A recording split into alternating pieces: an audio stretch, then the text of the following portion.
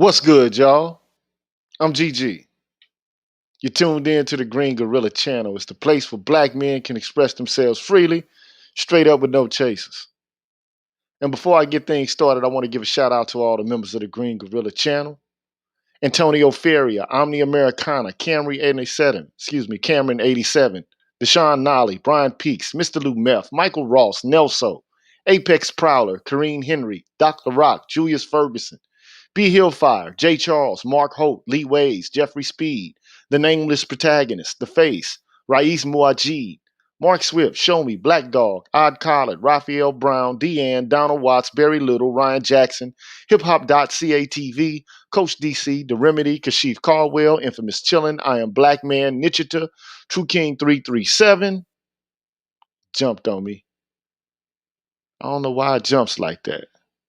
Mr. Blue Collar, Barnolas, Kyle J. Sura, I'm Just Jules, The Book of Ronin, Ab Media 83, Gemini Getting Knowledge, Brian McMurray, TD Hip Hop Media, Drew Main, Shop Talk Live, Mr. Heat, Afro Analyst, Isa Abdul Zahir, Sir Anthony, MLR, Charles Rogers, Universal 178, Black Swerve 404, Rashid Barnes, Aaron Smith, DA, C Truth the Revelator, Gold Professor, Black Pill Ned Stark, Arthur Unknown, Dr. Tiasan Johnson, Brian Williams, Kalon Jakala, Ricky Dawson, Cedric Bowman, True 7360, BK Born Shaheed, James Washington, Hostile Adept, Seven Coast Dojo, W Pure One, Rogish the Billmonger, I Care, BGS Ibmore, Marvin Battle Jr., Anu 219, Pursuer Prisoner, Taz, Kwaku 217, S. Haywood, Dragon 59, Supreme Ibmore, Adrian Hicks, Jay Bailey, Mr. Michi, Mo Mal, William Ruffin, Asangwa, and of course,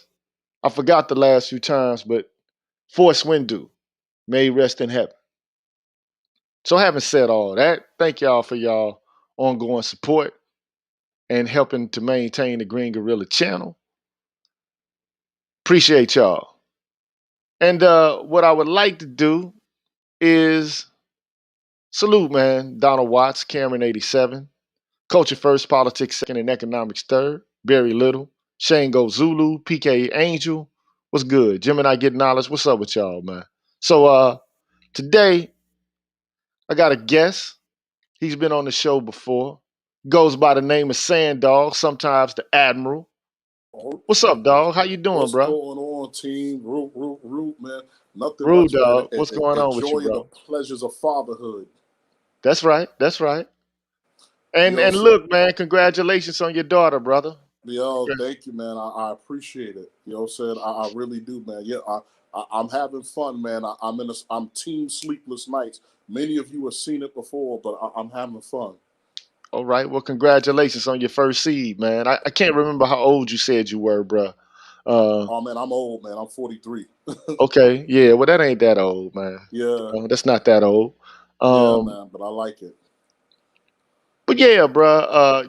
You contacted me and you said that you had some things that you wanted to say about struggling with, you know, greed and the kind of viciousness that it can produce within the human soul.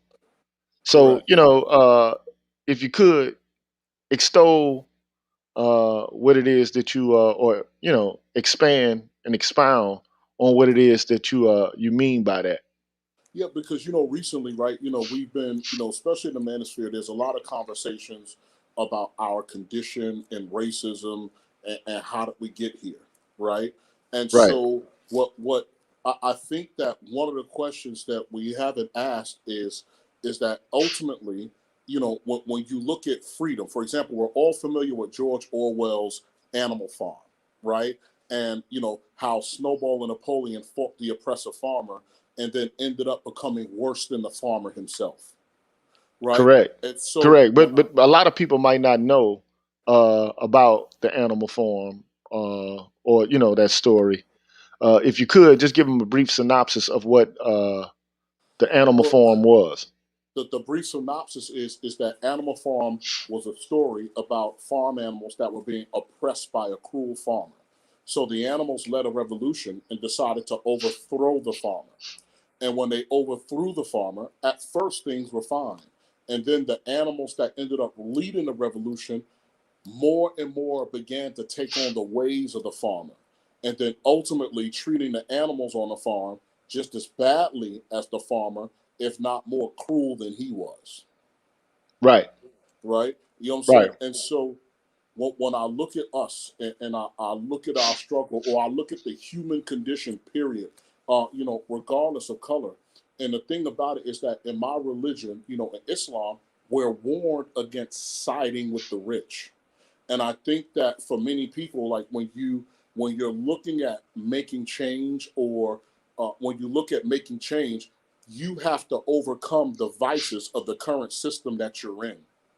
So, so when you look at people like Martin Luther King, and you'll say, well, Martin Luther King was leading us to nowhere. But what happened was is that Martin Luther King will have to elevate man beyond the vice of tribalism, beyond the vices of materialism, in order to enter a new paradigm, right? And so what I'll do is I'll share my point with a brief synopsis of Aesop's fable, which is the town mouse and the city mouse, or the country mouse and the city mouse, Uh right? oh. You know what I'm saying? And so they're out in the country, right? The country mouse and the city mouse are in the farm, and they're living off of roots and fruit, fresh water, right? Whatever the environment provides. And then the city mouse is telling the country mouse of all of these great things that are in the city, the cakes, the pies, the sweets, the different cheeses. And so eventually, when the city mouse is getting ready to go home, she asks the country mouse to go home with her.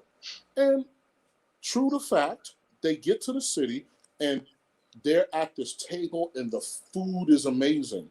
But then all of a sudden they hear the cat's meow, right? And then the cat chases them, and the mice have a heart attack, and they run to safety, right? And they're hiding from the cat, right? And then later on the cat runs away from the dog. And then ultimately the country mouse says, look, you might have fine things in the city, right? But what you have to go through in order to have these fine things isn't worth it. And the moral of that particular story is that peace and poverty is better than wealth and war.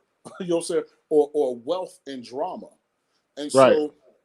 so, my question to the African American community, or humanity at large, when you look at some of the downsides to the system that we live in, it's that, ultimately, right, you're looking beyond good and evil. And I'm not telling people to, and so when you look at things like racism, mercantilism, and all of these things, everything is centered around money. And money in and of itself is amoral. What money does is money gives you access to whatever you're looking for, right? So for a lot of people, right, money may mean I have nice clothes, women, etc., right? Or as Jesus said in the Bible, you can tell what a man thinks by how he spends his money. You understand what his value system is. And so the question that I wanted to kind of put out into the ether is that, for people who are seeking their way out of oppression, regardless of skin color, creed, or wherever you are in the world, how do you find your way out of oppression when you want the same things your oppressor wants? Ooh, that's a tough question right there, bro. Right? That's a hell of a question, And then this brother, culture first, politics second, and economics third, has this to say. He says, "It's sad but true that most Black American women," and so he's placed the question in the context of what's going on with our women, or some would say women who are not really ours, but who happen to be Black. But Yes. so he's saying it's sad but true that most Black American women have sided with the liberal white racists who control the Democratic Party and racist and corrupt organizations such as Goldman Sachs. You know, Yeah. I'm also reminded, if you want to get biblical, of the passage, "What good doeth a man to gain the whole world but to lose his soul?" Yes. So it, you know, but this is a country, man, where it seems like life is a game and money is how you keep score. Yeah. The ultimate aim is to get rich, and You get rich by any means. But the pursuit of money and the love of it is, one could argue, something that can create viciousness within the soul. There's so many different ways that it can do so. Like if you see someone that has more money than you, it could arouse envy, right? Like, damn, he's got money. I wish I had it, but I don't have as much as he has.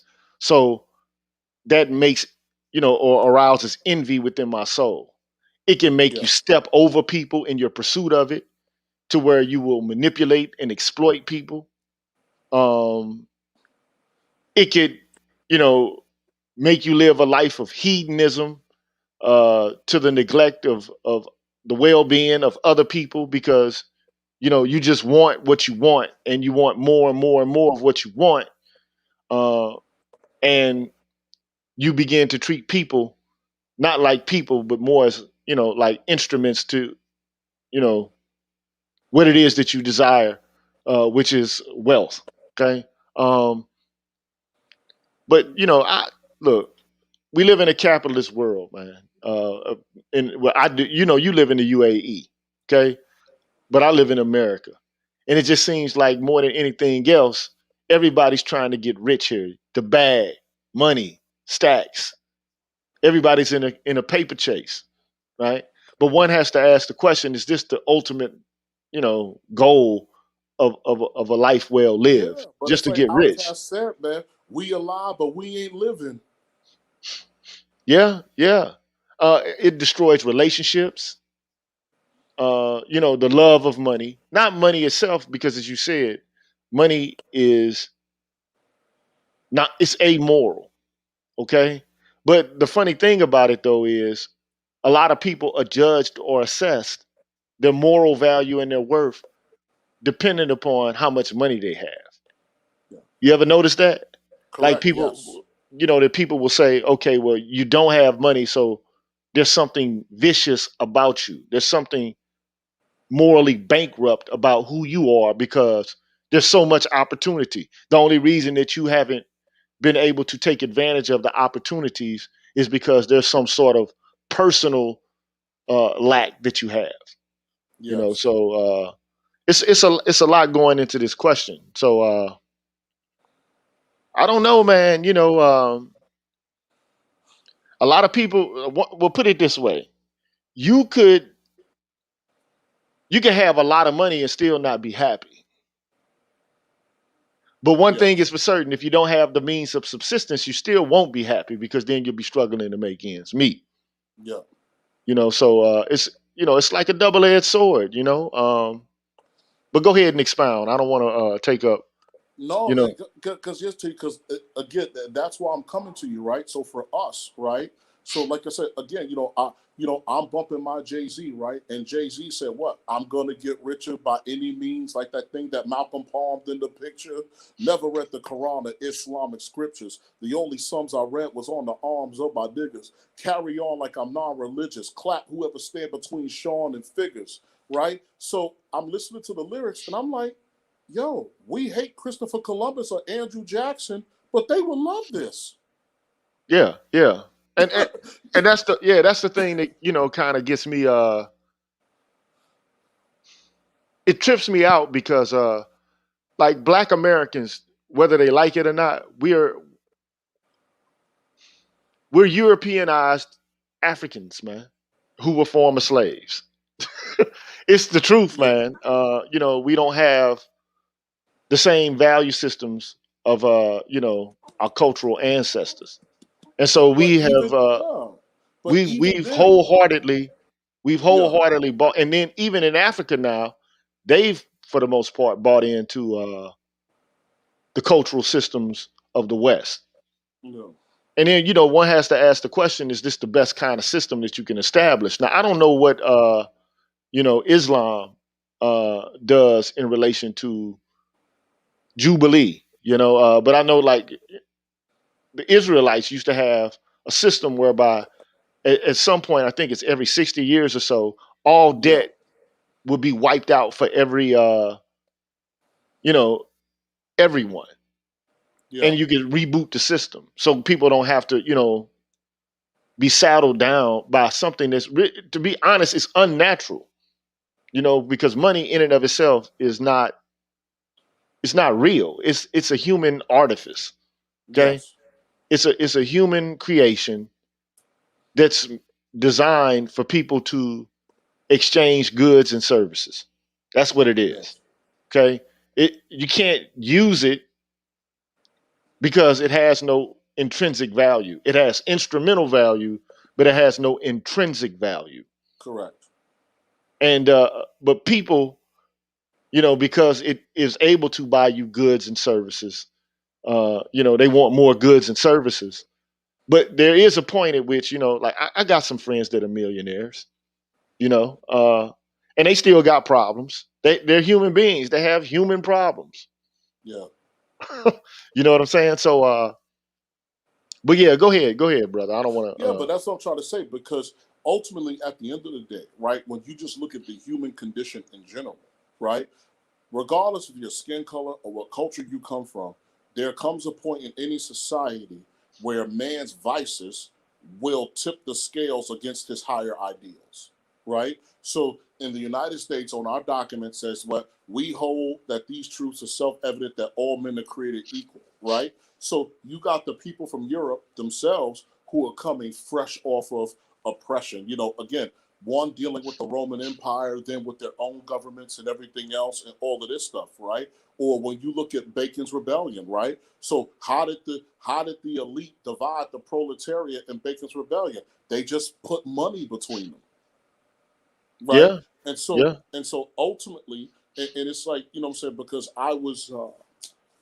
like, I was talking to I was on a panel at BGS, talking to African Americans, and I was hearing a brother, complain about racism, and I said, well, if America is that, I said, if you have so many issues, why are you still there, right? Because in other parts of the world, right, people who are really facing oppression are either fighting or they're attempting to flee, right? So again, I'm in the shipping industry.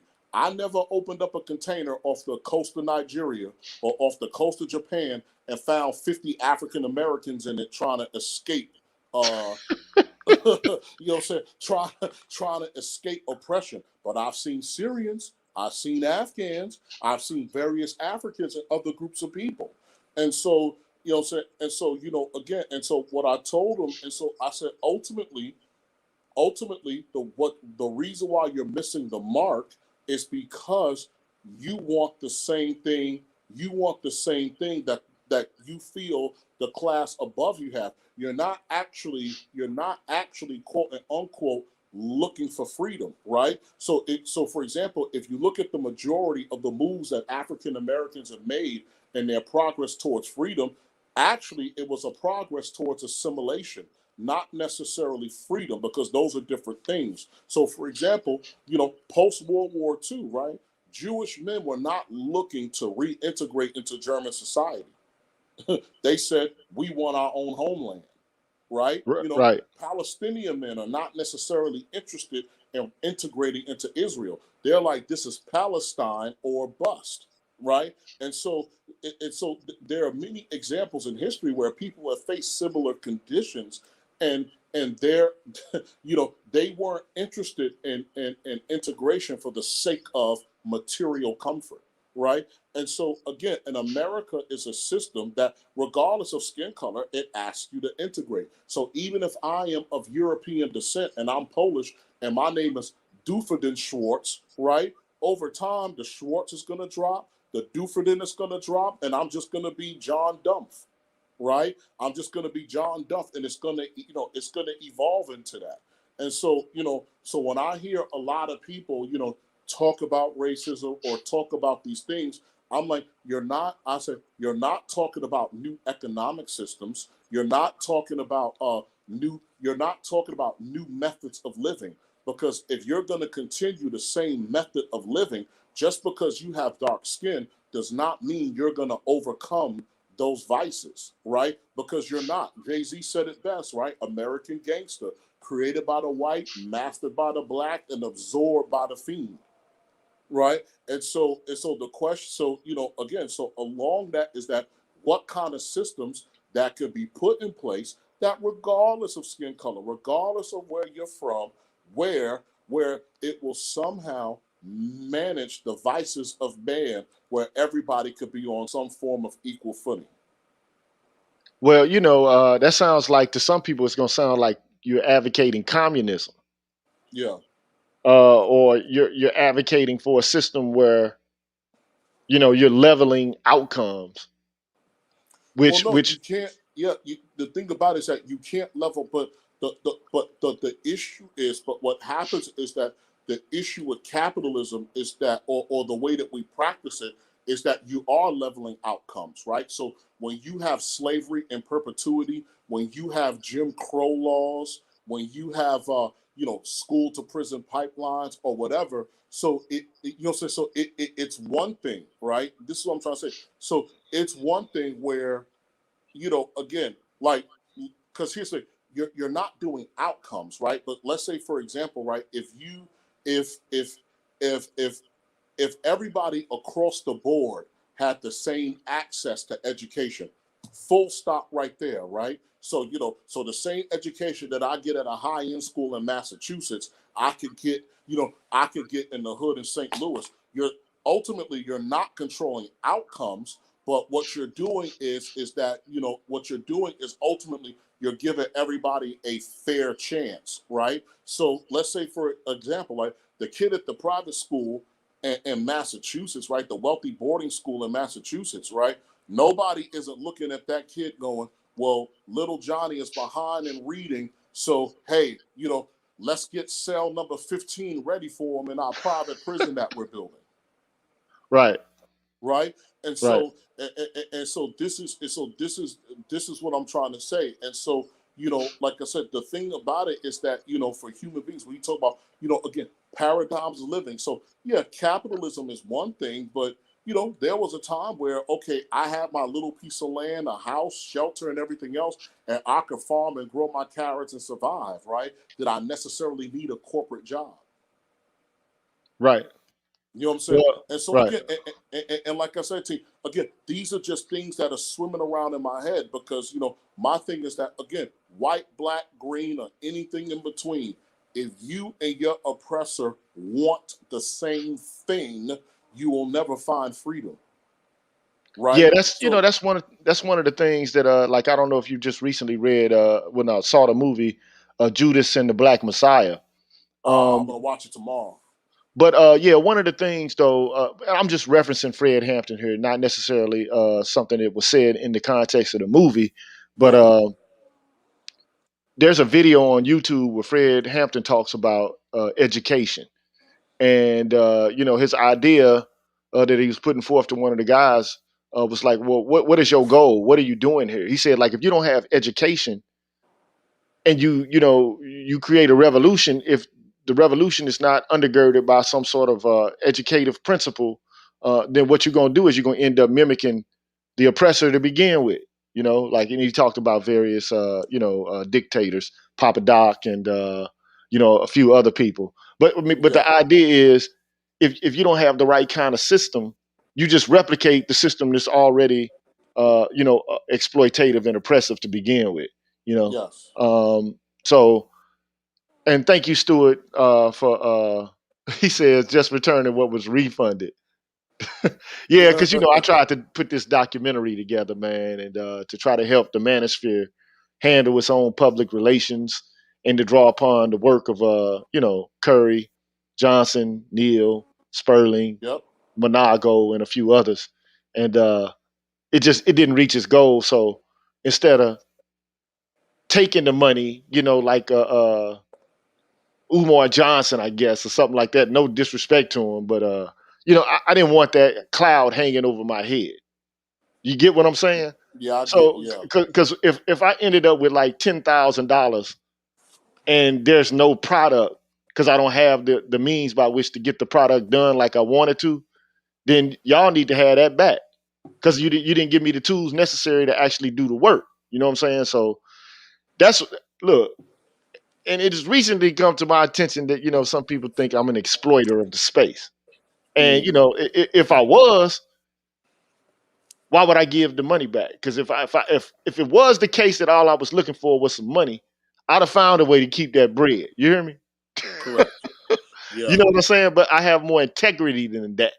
Yeah. Now, if you feel like you want to support the Green Gorilla channel, I appreciate all the support and the help. But it's not mandatory for you to view the information on the channel. I don't have a whole host of private streams that only, the members can access. Everybody can access what it is that I'm putting out here. You know what I'm Yeah. saying? So, but anyway, man, it, and you even see, envy within the space itself, though, Correct. related to Yeah. money. Who's Yes. getting the most donations? Who's having the most success? Who's getting the most, subscribers and followers? And people pay attention to this stuff. You know what I'm saying? And Yeah. it's unfortunate, that money is able to create these qualitative divisions amongst men. It Yeah. shouldn't be like that. That's why, we belong to several well, I don't know. We both share an organization in common, Omega Psi Phi. Correct. Yeah. Yeah. Correct. Yes. And I know where you're going. And I'm also a member of, some people call it, Illuminati or whatever the case may be, which is, to me, it's absurd. Okay. Yeah. Prince Hall Masonry, you know what I'm saying? So Yes. one of the things that you learn is that all men are equal within the context of the organization. They all have to go through the same ritual. You know what I'm saying? They each, have to learn the same principles and precepts, and innately they all, have the same value and worth, provided that they extol the virtues of the organizations, itself.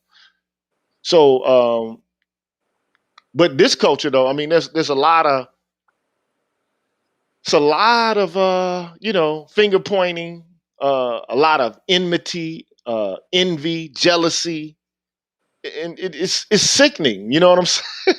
Yes. It's sickening to to to you know discount another person's success. And there's always the charge that somebody is being exploitative. You need not give them an ear. Their motives are less than pure. Um, but I know YouTube is a business. You get what I'm saying? Yes. And it's always been a business. It was started as a business. It was not started as a public service utility. It wasn't.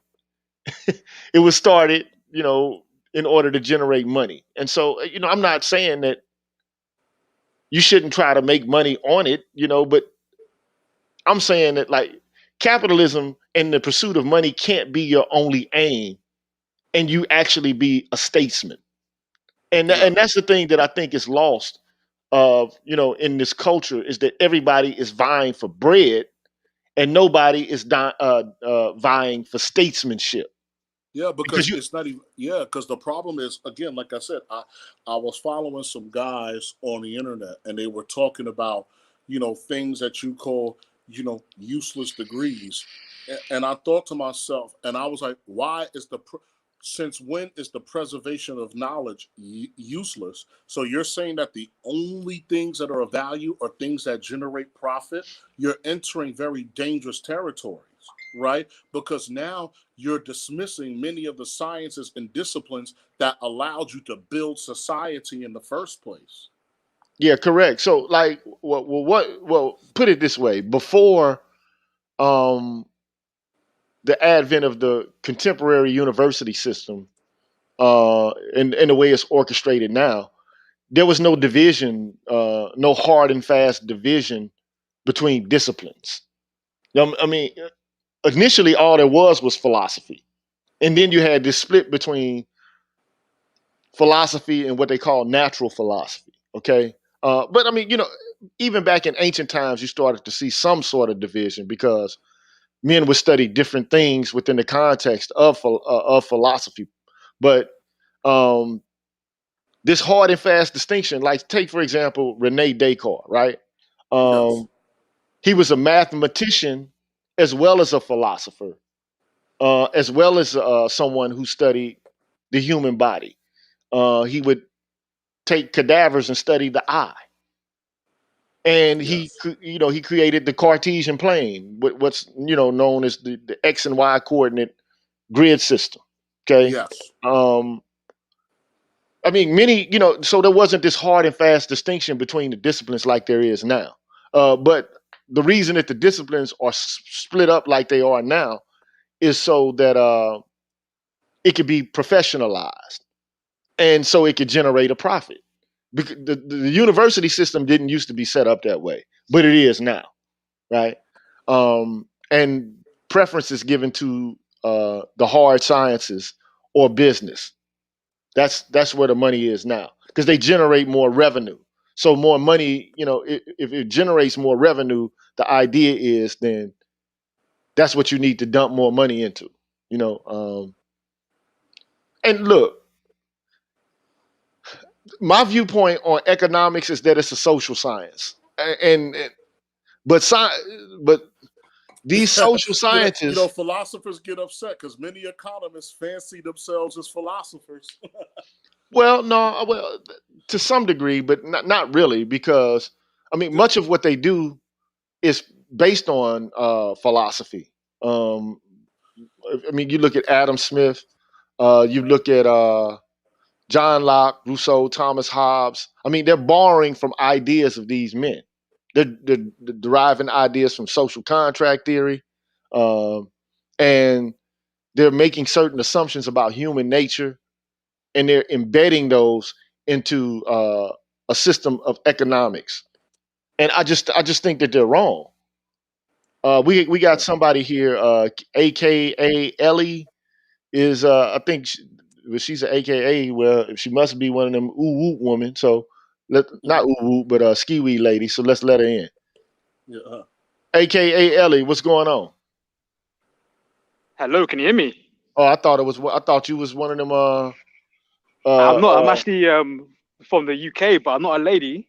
But I was okay, listening to the cool, cool. show, When you and say AKA, well, that means something to me and Sand Dog. Yeah. When you say, I know but it's it's an not. It's American not a thing. also. Yeah, it's not a also known as. But okay, go ahead, my brother. But quick thing I want to say is that I just watched a documentary based on Japan, and what I saw is that between 1841 and 1873, Japan actually tried to copy the West. They started with the military, they industrialized, they built a strong military base. But what actually happened is that they actually was able to reproduce and establish themselves as a world power. And I think when the scramble for Africa actually happened and it was actually dividing Africa, Japan was actually involved. So I'm just thinking that if black people did copy what Western people did, they would actually be successful if they actually tried it and was able to actually complete it. And what happened with Japan, they got too carried away and World War II and all that stuff. But that was my quick thought, just a quick call. Just want to say that, and that's all. That's And cool. So this is a comment that's in direct contradistinction to what you're saying, dog. So and thank you, brother. We ain't gonna curse you out for having a difference of opinion. Yeah. So that's cool. That's cool. all right, my brother. Thank you for joining in. And anybody can join in right now if they desire. So the idea here is that the West has the best kind of system in place, and if we would follow their system, then we too could emerge as a world power. Yeah, but at the end of the day, right, when you talk about empire, right, empire has a cost, right? So again, so when you rule the world, right, everybody's problems now become your problems, right? Yeah, So yeah, it's yeah. so again, and this is what I'm trying to say is that when you're looking at, like I said, when you're looking at paradigms and systems, now am I one to say throw the baby out with the bathwater? Of course not, right? Because there are good things that can be built on, right? In terms of rewards for the individual accomplishments of man, right? Because even God Himself has levels of heaven prepared for at the based upon your behavior or how you functioned on earth, right? So there are certain things that are natural, and so all I'm trying to say is that where is, if at all, maybe there's no realistic way to do it, You know what I'm saying? Where is it? Where could you draw the line where the vices of man, or where the vices of man are, like I said, are tempered, where you don't end up with acts of cruelty, such as chattel slavery. Right. So, but then there are some people who are going to say this, that slavery. I'm just playing devil's advocate, right? Yeah. So there are some people who are going to say that slavery is ubiquitous in Mm. human history, meaning Yes. that, like, okay, uh, the Middle Eastern world, or the Saracen world, has slaves. Africa has slaves. Europe had their own slaves. Slavs were the first slaves in Yeah. Europe. I mean, not necessarily so, but I mean, but Yeah. you get the picture, right? But Like but the not origin of the slaves word. in perpetuity. I Yeah, don't you're believe. you're right. You're right. So I do want to make that distinction because, like, okay, so I don't know if you were required to read the narrative of the life of Oladu Equiano. Were you required to read that? No, I wasn't required to read it. I'm familiar. But so yeah, but there's some people who are saying that these narratives were, fabrications or what have you. But what it's supposed to tease out is that there's a qualitative difference in the kind of slavery that was practiced in Africa versus the kind of slavery that's been practiced elsewhere, particularly in the United States, Correct. which is qualitatively different. So, um, Correct. Yes, this I know. Correct. Yes.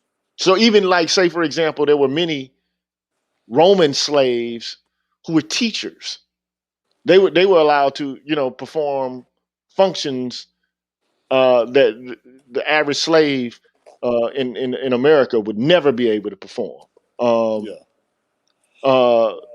you can't be a teacher if you can't read and write, right? Correct. Especially in Rome. So um, even slaves in Egypt. So like that's what you remember when I was reading David Walker. Yes. So of course, um, Moses.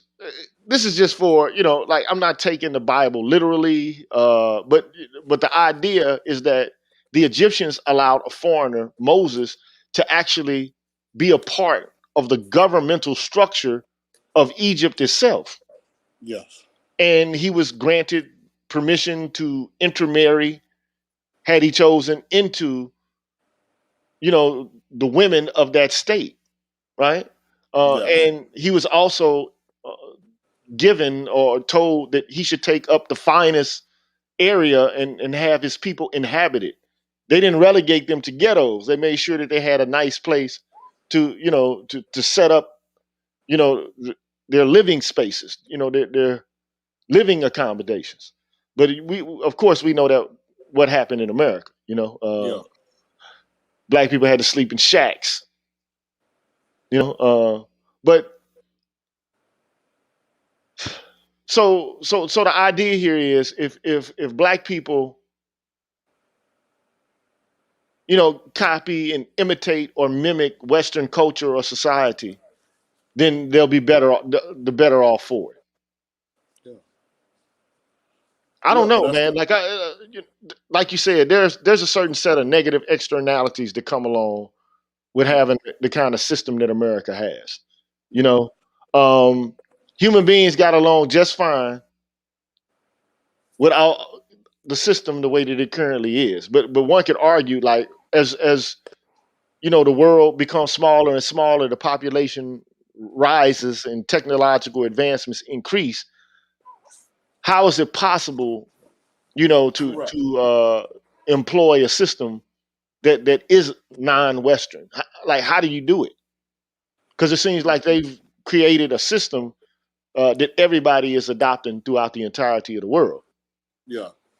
But that's the thing, right? Because at the end of the day, right, and that's the question. Because again, people are adopting a system, or a system based on material benefit, right? So like I said, there's material benefit, and also I will say that there are some.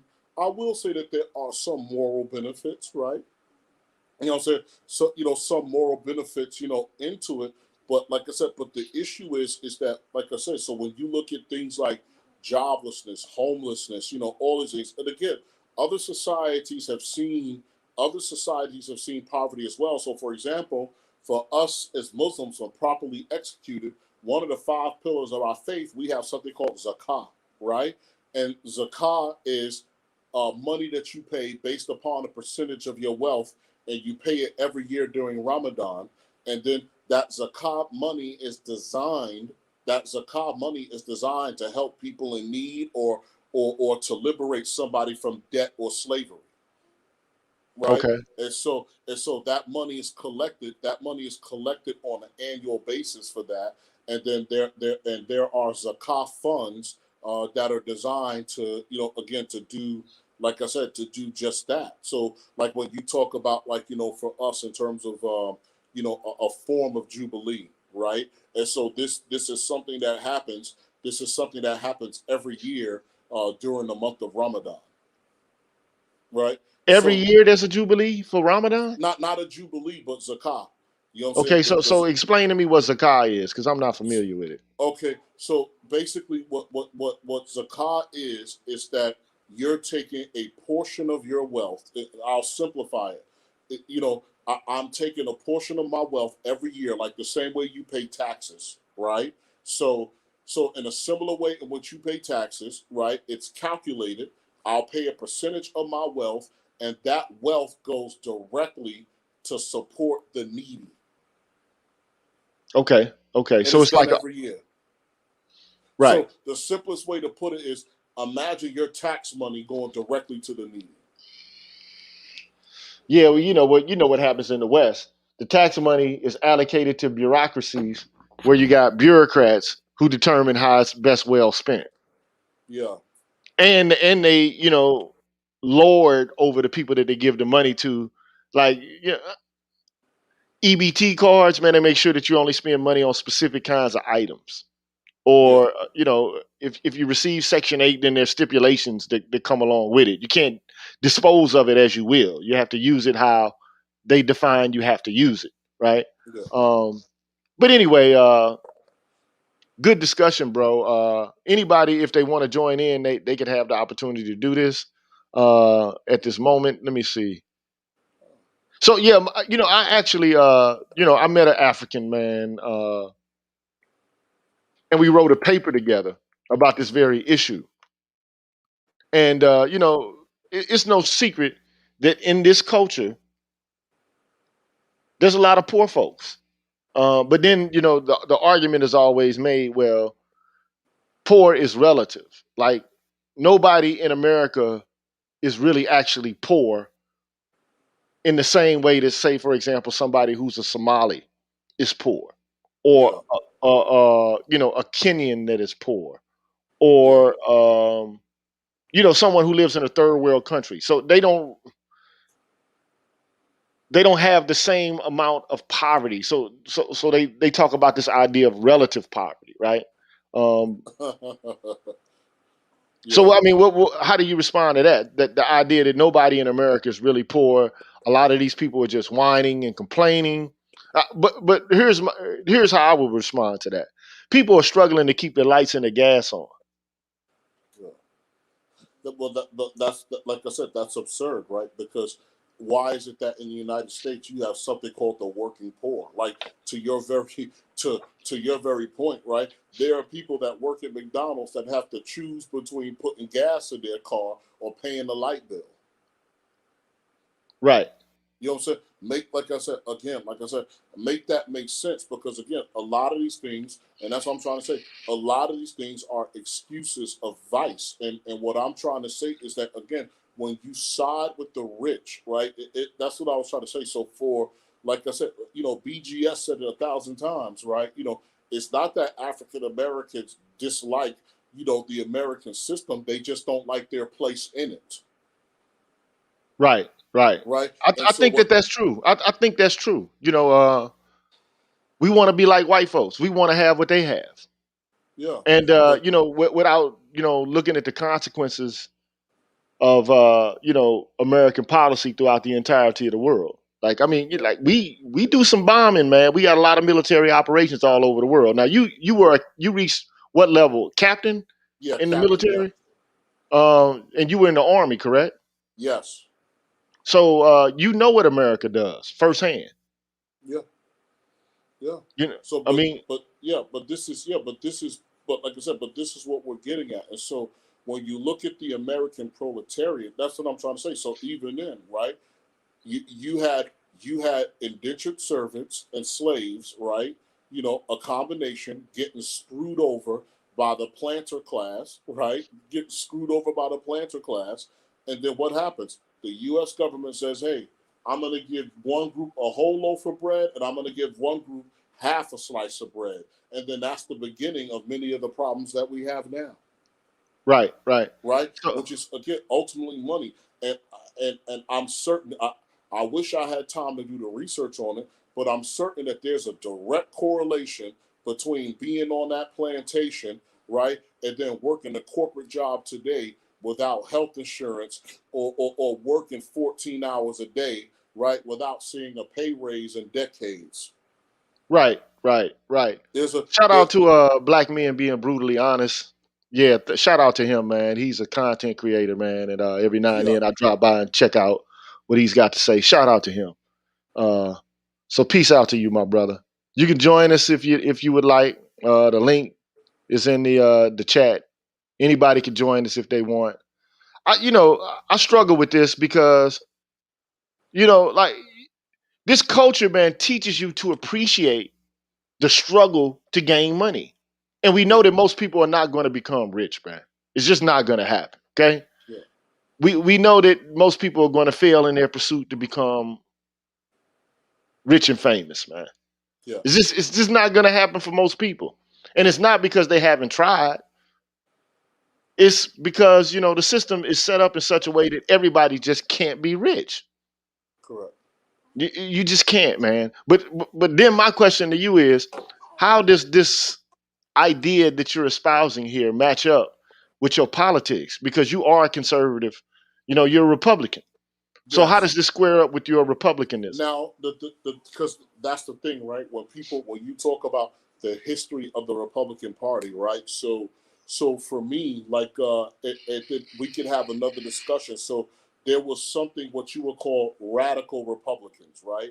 And radical Republicans are some, at least back then, which Ulysses S. Grant was one, Thaddeus S. Stevenson one. That's a completely different animal than what you see now. So it's I understand that what am I trying to say is that although I'm a Republican, I'm not a zealot to certain ideas that are espoused by the party, right? So it's just that when it comes to certain things, I agree more with this side than I do with the other, right? But ultimately, when you create this thing called society, you have an obligation to your fellow man, right? Not to just specific entities within the society, right? So even in Republican circles, I've been in huge arguments where people will say, pull yourself up by your bootstraps and all of this stuff, and I'm like, the only people pulling themselves up by their bootstraps are the dudes that are still out there hunting in the Amazon rainforest, or the guys in the bush in Africa still living in the tribal ways. But once you create this thing called society and people start paying taxes and joining militaries and everything else, man, you have an obligation now to your fellow man, to your neighbor. Yeah, yeah. And look, here's the thing. Black men pay taxes in America just like everybody else. When you go to buy a piece of bubble gum, you pay taxes, man. Yeah, If you own a home, you pay taxes. Damn, I hate paying taxes. If and you got to pay them every year in Missouri. You know what I'm saying? Like yeah, it's just what you have to do. If you own a right, car, you have to pay taxes. If you buy a pair of sneakers, you pay taxes. Okay, and so the very idea that black men would want to have something, and this is something Carter G. Woodson said. You know, like black people pay taxes just like every damn body else. So for them to require something from the government is not, you know, a call out for charity, but requests for debt paid. Correct. It's not Yeah. like we just sit around and not contribute towards this system. Yeah. Every time we go buy a damn Happy Meal for our kids, or if we buy uh, a meal at IHOP or whatever the case may be, we are paying taxes, and so as taxpayers, we should be able to make requests upon the government to provide services that work to our benefit. Correct. But the only problem I have, with the way the system is now, especially the left, is that they establish these bureaucracies, and they're organized in a top-down fashion. And these technocrats who run these bureaucracies, they get to mete out where the money goes. And Yeah. oftentimes they do it inefficiently because they don't let the people decide how the money ought to be utilized, right? Or how the resources should be channeled. And that's the problem I have with the left. Okay. Yeah. In addition to some of the social programs that they put out there. But the only thing that I find alarming on the right is, this constant reliance on this pull yourself up by the bootstraps narrative. Like, Yeah. white folks have never pulled themselves up by the bootstraps, man. No. Yeah. They have Yeah. been given subsidies by the government for centuries in order to ameliorate their condition. Like the New Deal and all the policies that came out of that was the extension of government help to white folks Yeah. Yeah. and Home immigrants. loans, I mean, land. like, Yeah. it just was, okay? And when black people had begun to move from the South to the North, the government created suburbs. I mean, they endorsed and backed loans with low interest rates, sometimes even cheaper than the rent that these people were paying in this inner city. And they created an entire different infrastructure for white folks, Yeah. and it created wealth. It just is what it is. But to even ask that the government provides some relief and create a system that works for black folks, it's like white folks, the first thing they do is they start, wait a minute. You got to get it on your own. Like, what did y'all do on your own? And Yeah. Martin Luther King Jr. talked about that when he came up with his Poor People's Campaign. But the only thing I find, like, there's a lot of black people, especially in this space, man, who are really brutal when it comes to poor folks. And I can't for Yeah. the life of me figure out why these people have such disdain for Well, the impoverished. I but just but the I just don't understand it. It's not like the we're rich. Most of us are not rich. yeah.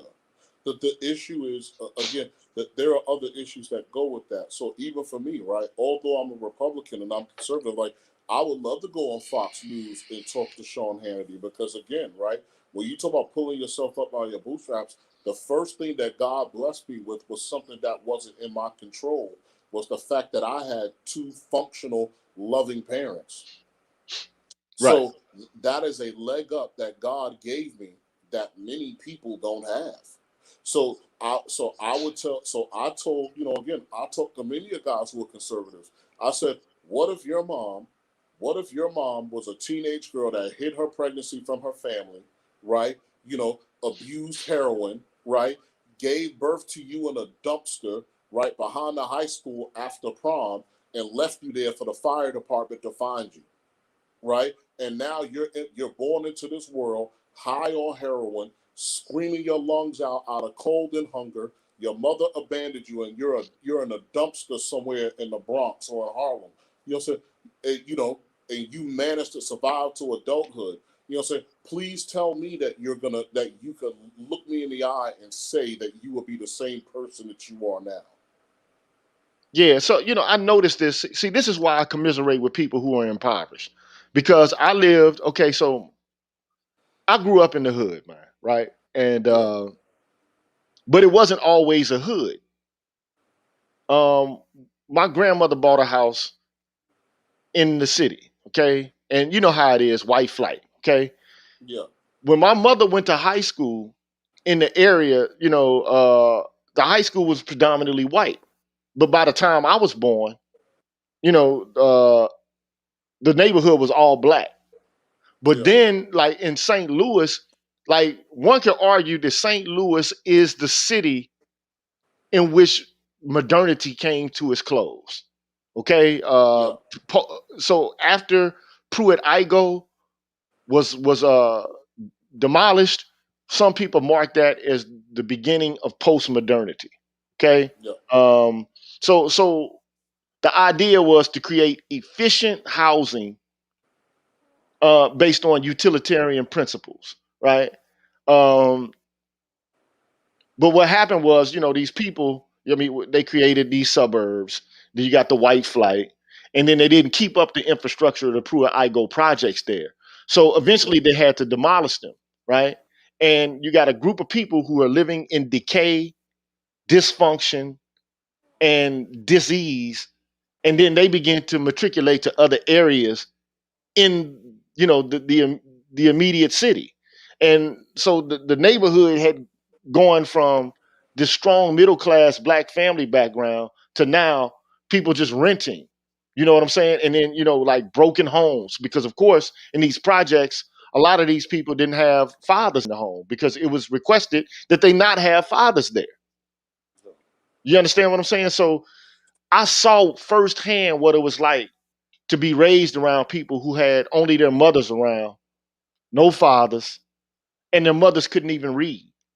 And these guys are trying to figure it out. And they're wondering, like, damn, how does he have more than what I have in relation to understanding, the ability to read, so on, et cetera, et cetera. Like, if your mother can't read, she can't sit down with you with a book and explain to you certain concepts. She doesn't have the ability to do it, Yes. right? So there's cultural capital that a lot of people are born without. And it's no responsibility of theirs. It's dumb luck.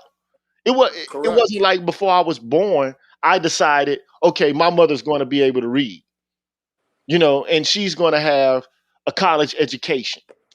And she's going to be able to transfer cultural capital to me that these other kids just don't have, you know. And then half the time, a lot of these moms, they were out, just out for themselves. I mean, they weren't ambitious. They weren't career oriented, and not that career is everything, but you know, they had all the wrong values. And so, how do you transmute the right values into boys and girls when you don't have the right values yourself?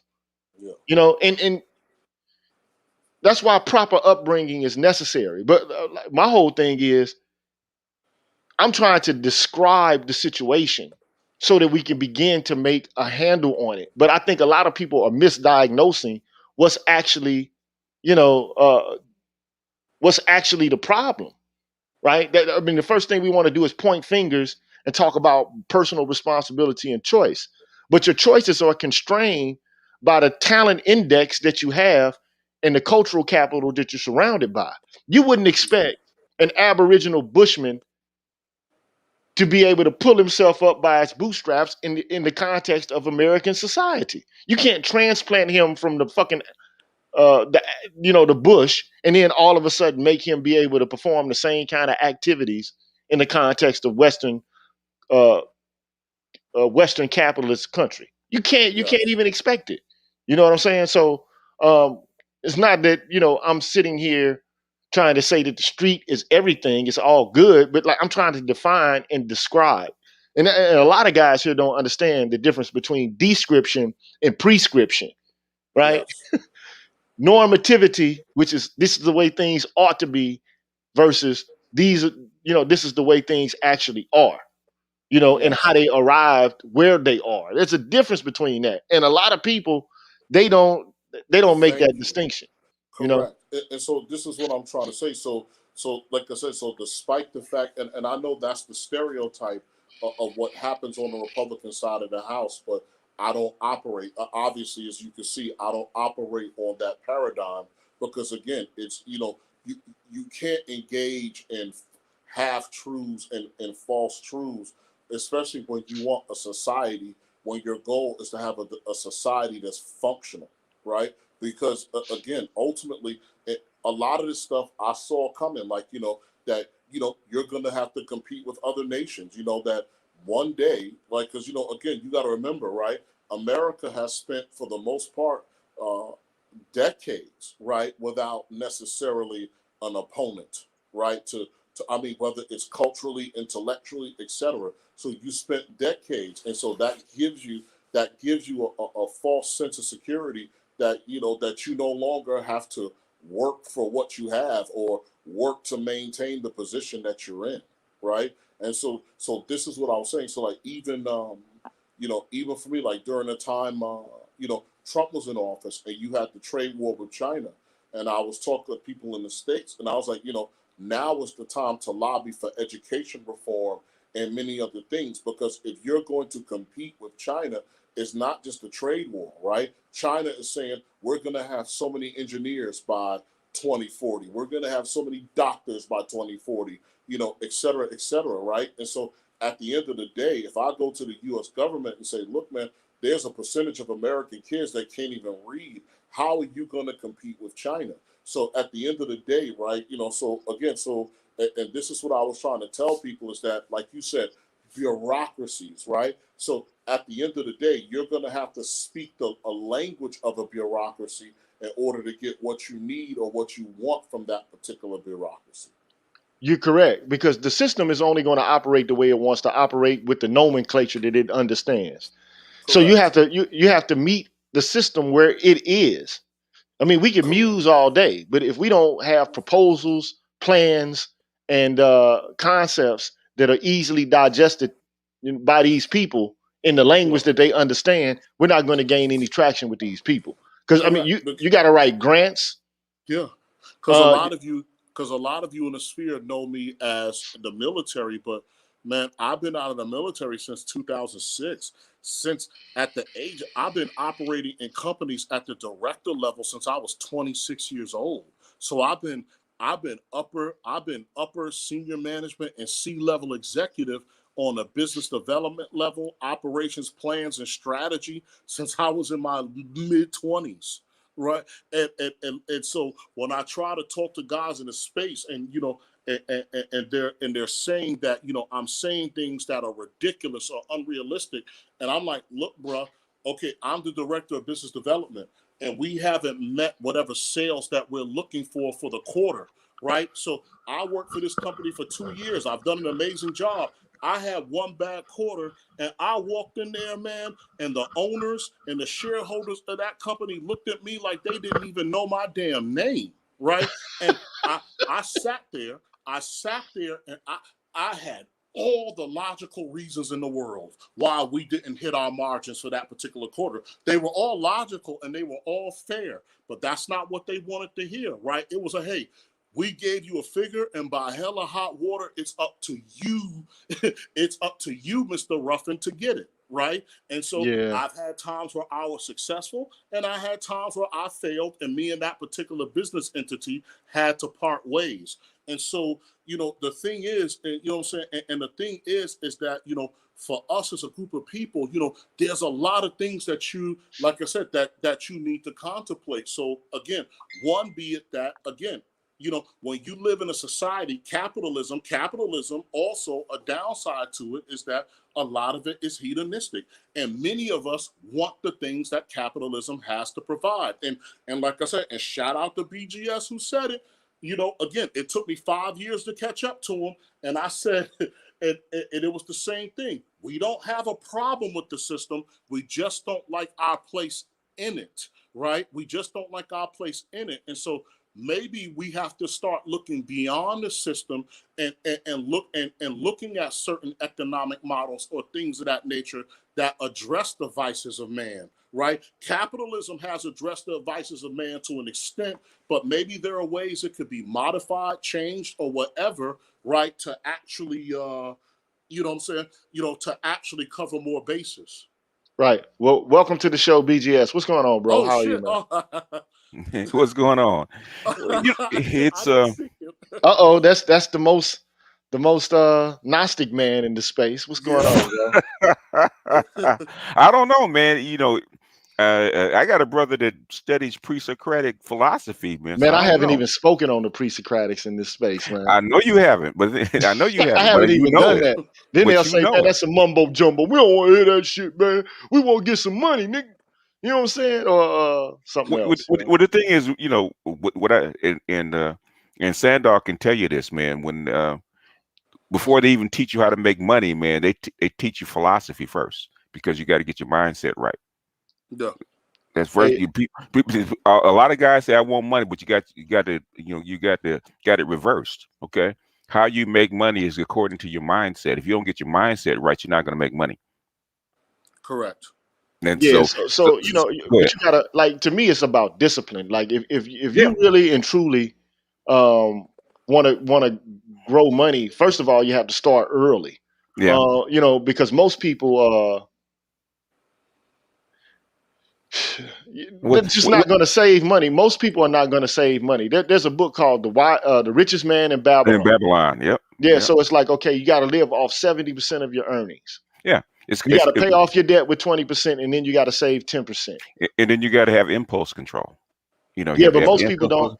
But It, it, the system itself does not want you to of display course, or exhibit impulse control of course. because it prays. I don't even want to use that. Well, It appeals to your impulses. well, the thing is, a capitalist market system like that depends on what customers. You got to produce them. If you don't produce enough of them, guess what's going to happen? You're not going to make any money. And it is capitalism is a predatory system and has been from the very beginning. Okay, it's a predatory system. That's how come you have to have socialism come in and balance it out. Otherwise, capitalism would eat itself. Okay, which almost happened in 2008, 2009. Almost ate Yeah. itself. You know, and then had to have a little bit of socialism to bail it out. But that's the way it is. What I'm saying is that anybody anybody really wants to make money in business and want to be really successful should hire somebody like Gigi. Okay, because you have to be able to control your impulse control. You got to be able to control your fear. You got to be able to control your greed. You got to stay balanced. You got to stay disciplined. That's very, very difficult for a human being. Okay. Human beings are not, we're animals. We're not disciplined. We got to learn that stuff. Unless you go to the military, even in the military, they have problems with impulse control. Okay. Correct. You see guys get out of the military, they start drinking, they start chasing women, and they start screwing up their money because they don't have a system to keep control over them, right? Because they don't have nobody watching them. That's impulse control. Correct. I Even work while around a they're lot in the of them. military. Well, that's true, but at least at least there's constraints, okay? Because the military is has a certain code that you have to live up to, and people know where the line is. And then one thing about the military, there's a very clear line. You know exactly what you need to do, what you're supposed to be doing at any time and out. You know what's inbounds, without. They call balls and strikes. It's somewhere in the book, right? You know exactly what you're not supposed to do in the military. Okay, it's not Yeah. so once you go out and become a civilian, because it's not you don't have that martial authoritarian structure like you do in the military. Military is an Yes. authoritarian structure. I mean, it's very strict, it's very disciplined. It's based off the Greeks and the Romans. Extremely strict, extremely authoritarian. They've loosened it up, but the thing is, it's still that structure, which is good, which is Yeah, good. you got to So they, follow orders. yeah, There's no deviation from yeah, the yeah, orders, and yeah, there's a specific way to do things. yeah, You yeah, don't create your own way of doing things. I mean, you got to yeah, problem solve, but yeah, yeah. within a narrow framework. Yeah, one thing about America versus the military. The military is not liberal. Okay, it's very authoritarian. It's not liberal. When you get, that's the hardest thing that in my opinion, because I've seen guys come out for them to adjust to. Okay, going from an authoritarian, strict order to a liberal society where there's very few constraints. Okay, Yeah. and having to try to adjust to it. But people forget that even making money, man, even business is philosophy. It's not science. Okay, people That's forget why that. I say this is why I say, you know, like just go read The Wealth of Nations. It's primarily a Yeah, philosophical work. And Yeah. it if just is. It's not yeah. numbers and x's and zeros. Uh, it's mostly philosophy. Okay, Marx, Das Kapital is philosophy. Okay, yeah, it's philosophy, man. it's But philosophy. mostly everything is philosophy. This Yeah, this is why when you actually become an expert in any field, they call you a doctor of philosophy in that Yeah. field. Oh, that's It's true. just a terminal degree. And look, in any discipline, I don't care if it's the sciences. It could be physics, it could be chemistry or biology. When you get to the expert level within a discipline, It is a right, philosophy. because they're having arguments about the first principles of the discipline itself, right? Yes. So they're arguing, they're pushing the boundaries of the discipline in different directions. And so, but for the people who are initiates in it, like if you go get an undergraduate degree, they're going to teach you a set of standard principles. Then if you go Correct. to graduate study, you're going to learn, okay, well, they're going to start introducing you into the disagreements that exist within the context of the field, right? But then when you're actually like an expert in the field, then you begin to, pick a side and to try to, defend it with arguments and with empirical evidence. But but people don't understand that. They just feel like, okay, well, there's a dogma, like a rigid, universal set of principles. I've I taught philosophy of science. didn't mean to start because Gigi will start doing BGS drift with me. So No, but I didn't mean to take y'all off the topic. but No. That wasn't the thing, because Master Teacher, what I was talking to Gigi, because again, I was, you and I discussed it, and we were talking about, because I was talking about, because I study finance and economics, in school. This is what my background is. And so, we were talking about the human condition and the fact that man has vices, regardless of his skin color, right? And so, when you talk about money being at the root cause of all evil, right? And so the discussion is that, again, no man is above his vices at some point, right? You know what I'm saying? At some point, for all of us, your vices will overpower your higher ideals. Guess what I'm listening to now? David Graeber. The first 5,000 years, and basically it's all philosophy about money, about trade, about barter, about how human beings trade goods and services, and debt, and what is a debt, and even to the point where debt is in the Bible, and your money used to be based on like silver and gold is based on what you give to the temple. So that, even religion determines what real money is. So it's really funny. So in basically, I'm listening to him. I'm waiting for the breakdown of just plain old business and history. Right? All this shit is philosophy. But see, I took a course called the History of Economic Thought, right? And the first thing they start off with is Plato. It's tripped out. You know what I'm saying? So and that was graduate study, right? And it's funny though, because and then they went from Plato to Aristotle to St. Thomas Aquinas, and then they started to talk about mercantilism, Malthusianism, and then we went into more contemporary forms of economics. David Ricardo, Adam Smith, and John Locke. In Egypt, who were your accountants, and who were your bankers? The priests. The priests. Yeah. But man, I don't know, man. It's just like philosophy's gotten a bad rap over the last few decades. Even your modern banking system that was started by the Templars. The Templars were what? They were priests. Yes. But this is what I'll say. This is what I'll say though. Like, this is the only thing that I don't like about the discipline of economics. Okay. It's because it pretends that it is like the midpoint between the social sciences and the hard sciences. So, but economics is a pure social science. It's philosophy and social science. But I started to, like, do this series. It was like maybe about 6 months back, where I wanted to go over the philosophy of science. And I started that series. I think I might pick it back up, but doing them damn doodle videos, man, it took a lot of time, man. Well, you need to do it on. You need to really go deep into it on Patreon. Because that's the only way it's going to be worth your time. Because you only have, say, if you got subs, only maybe 5, maybe 10% of your subs really going to be interested in it. I'm going to tell you that. Yeah, What it's what a the, fact. what the only reason I wanted to do it is because Mhm. like there's disagreement about what hard Oh, science is. right. Now when you start to go into social science, Mhm. man, you opening up a can of worms. So if it's the case that there's disagreement about the way inanimate objects act and whether or not there's uniformity in nature Right. to where we can make these predictions about, like atoms or quarks or whatever the case may be. If there's disagreement about that, then when you Mhm. start to enter into the social sciences, how Yeah. can you predict human behavior, man? And then, like, You, how can you be sure that people are going to behave you, in a specific kind of way? you can, but the thing is, if it's a mass of people and over a long period of time, you can predict, but you can't over the short term. You can't predict it because there's too many variables. So Exactly. how a Exactly. civilization is going to grow, fall, and all that kind of stuff, you can see the signs. But the thing is, time. The problem is timing it, right? How long will it take it to grow, and how fast will it fall? And that's impossible to actually tell.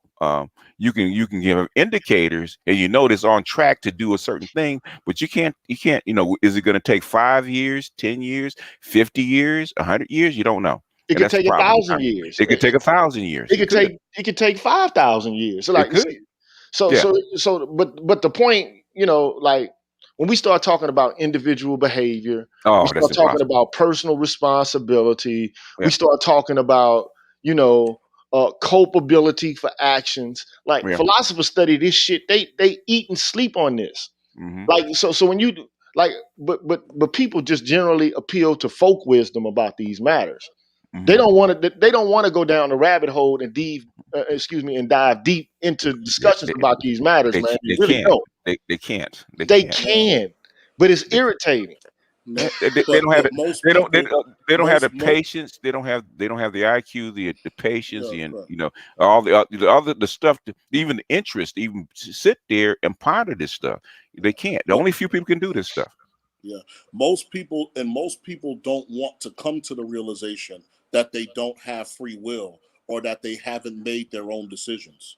Oh boy, The- they hate that one. But I mean, look, okay. So this is what I'll say: Mhm. human beings have the capacity They to have free make will. choices Yeah. within a certain narrow window.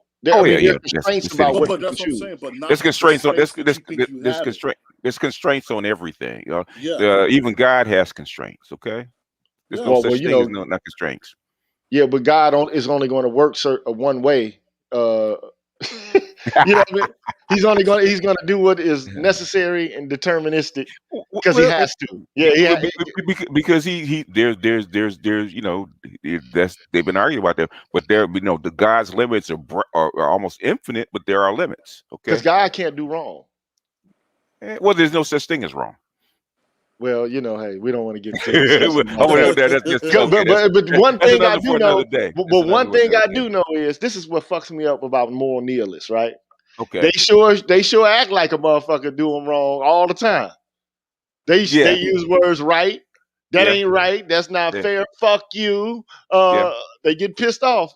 And but anyway, my system of morality comes from soft But universalism, which is biological. well, what they have. I think even monkeys have a system of morality. Well, for this is why I say about the blue pill and the matrix and stuff like that is necessary, right? You gotta settle on a standard. Okay. In other words, if you got a mass number of people trying to come together and work together, you're gonna have to, you're gonna have to have that's like in baseball, they got a plate. Okay, what's the strike? Uh, what's else off the plate? What's not so? There's rules because that's how people need to interact to actually work together. And so you got to Yes. have a certain amount of right and wrong within a society to actually standardize. Okay, what is right? What's wrong? Or what can you do? What's right in this society versus what's right in a society? Like you might go someplace else on the other side of the world, and what you think is right and wrong is flipped on his head. Okay. True. Yeah, man. Something as simple as even standing in line, right? Yeah. So in the United States, people stand in line. I was on my way to Pakistan one time and went to one of their consulates. And as soon as they opened up the gates to the consulates, man, hey, it was like Judgment Day. Right? So, No order, huh? there was no order, man. And so at the end of the day, man, you had to fight. So once I got to the front gate and I handed the dude my passport, there were like 12 people over me holding their passports over my shoulder, right? And we're all having conversations with that one person behind the counter. Okay. Right. So you've seen this before yourself. Yes. So you know what I'm saying? So again, when you, like I said, when you talk about when you talk about those very things in terms of what you perceive as right and wrong, again, like, you know, morality being a construct. Yeah, right? it's constructed.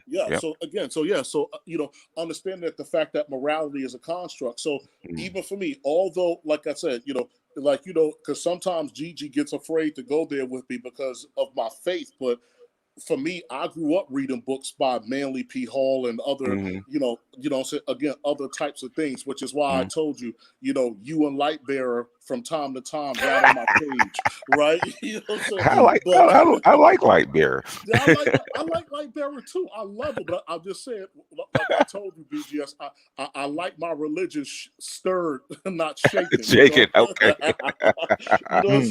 But this was the thing that we were talking about, because I'm telling you, Gigi, you told me no, but I'm telling you, there are a lot of economists that fancy themselves philosophers, right? And that's they do. There's a lot of them that do it. Yeah, but they also consider themselves to be doing science, though. A lot of these guys. It's like but I see a lot of economists. I like to see a lot of economists that are true believers, man. They're not really philosophers. They're actually religious acolytes. They're priests. These economists, man, feel like they feel like the empirical data. Like, listen to Thomas Sowell. Just listen to him. I like Thomas Sowell because I think he's smart. Well, I think he's smart. One thing you can't deny is the fact that the man is learned and he knows his shit. Okay, and he can make counter arguments to liberal positions. He's adept at that. Okay, and he was trained by Milton Friedman. So, you know, the only thing I don't like about what Sowell does is that he discounts the way the government has been able to do things successfully for the benefit of white folks. Sowell is a liar. That's what I don't like about Thomas.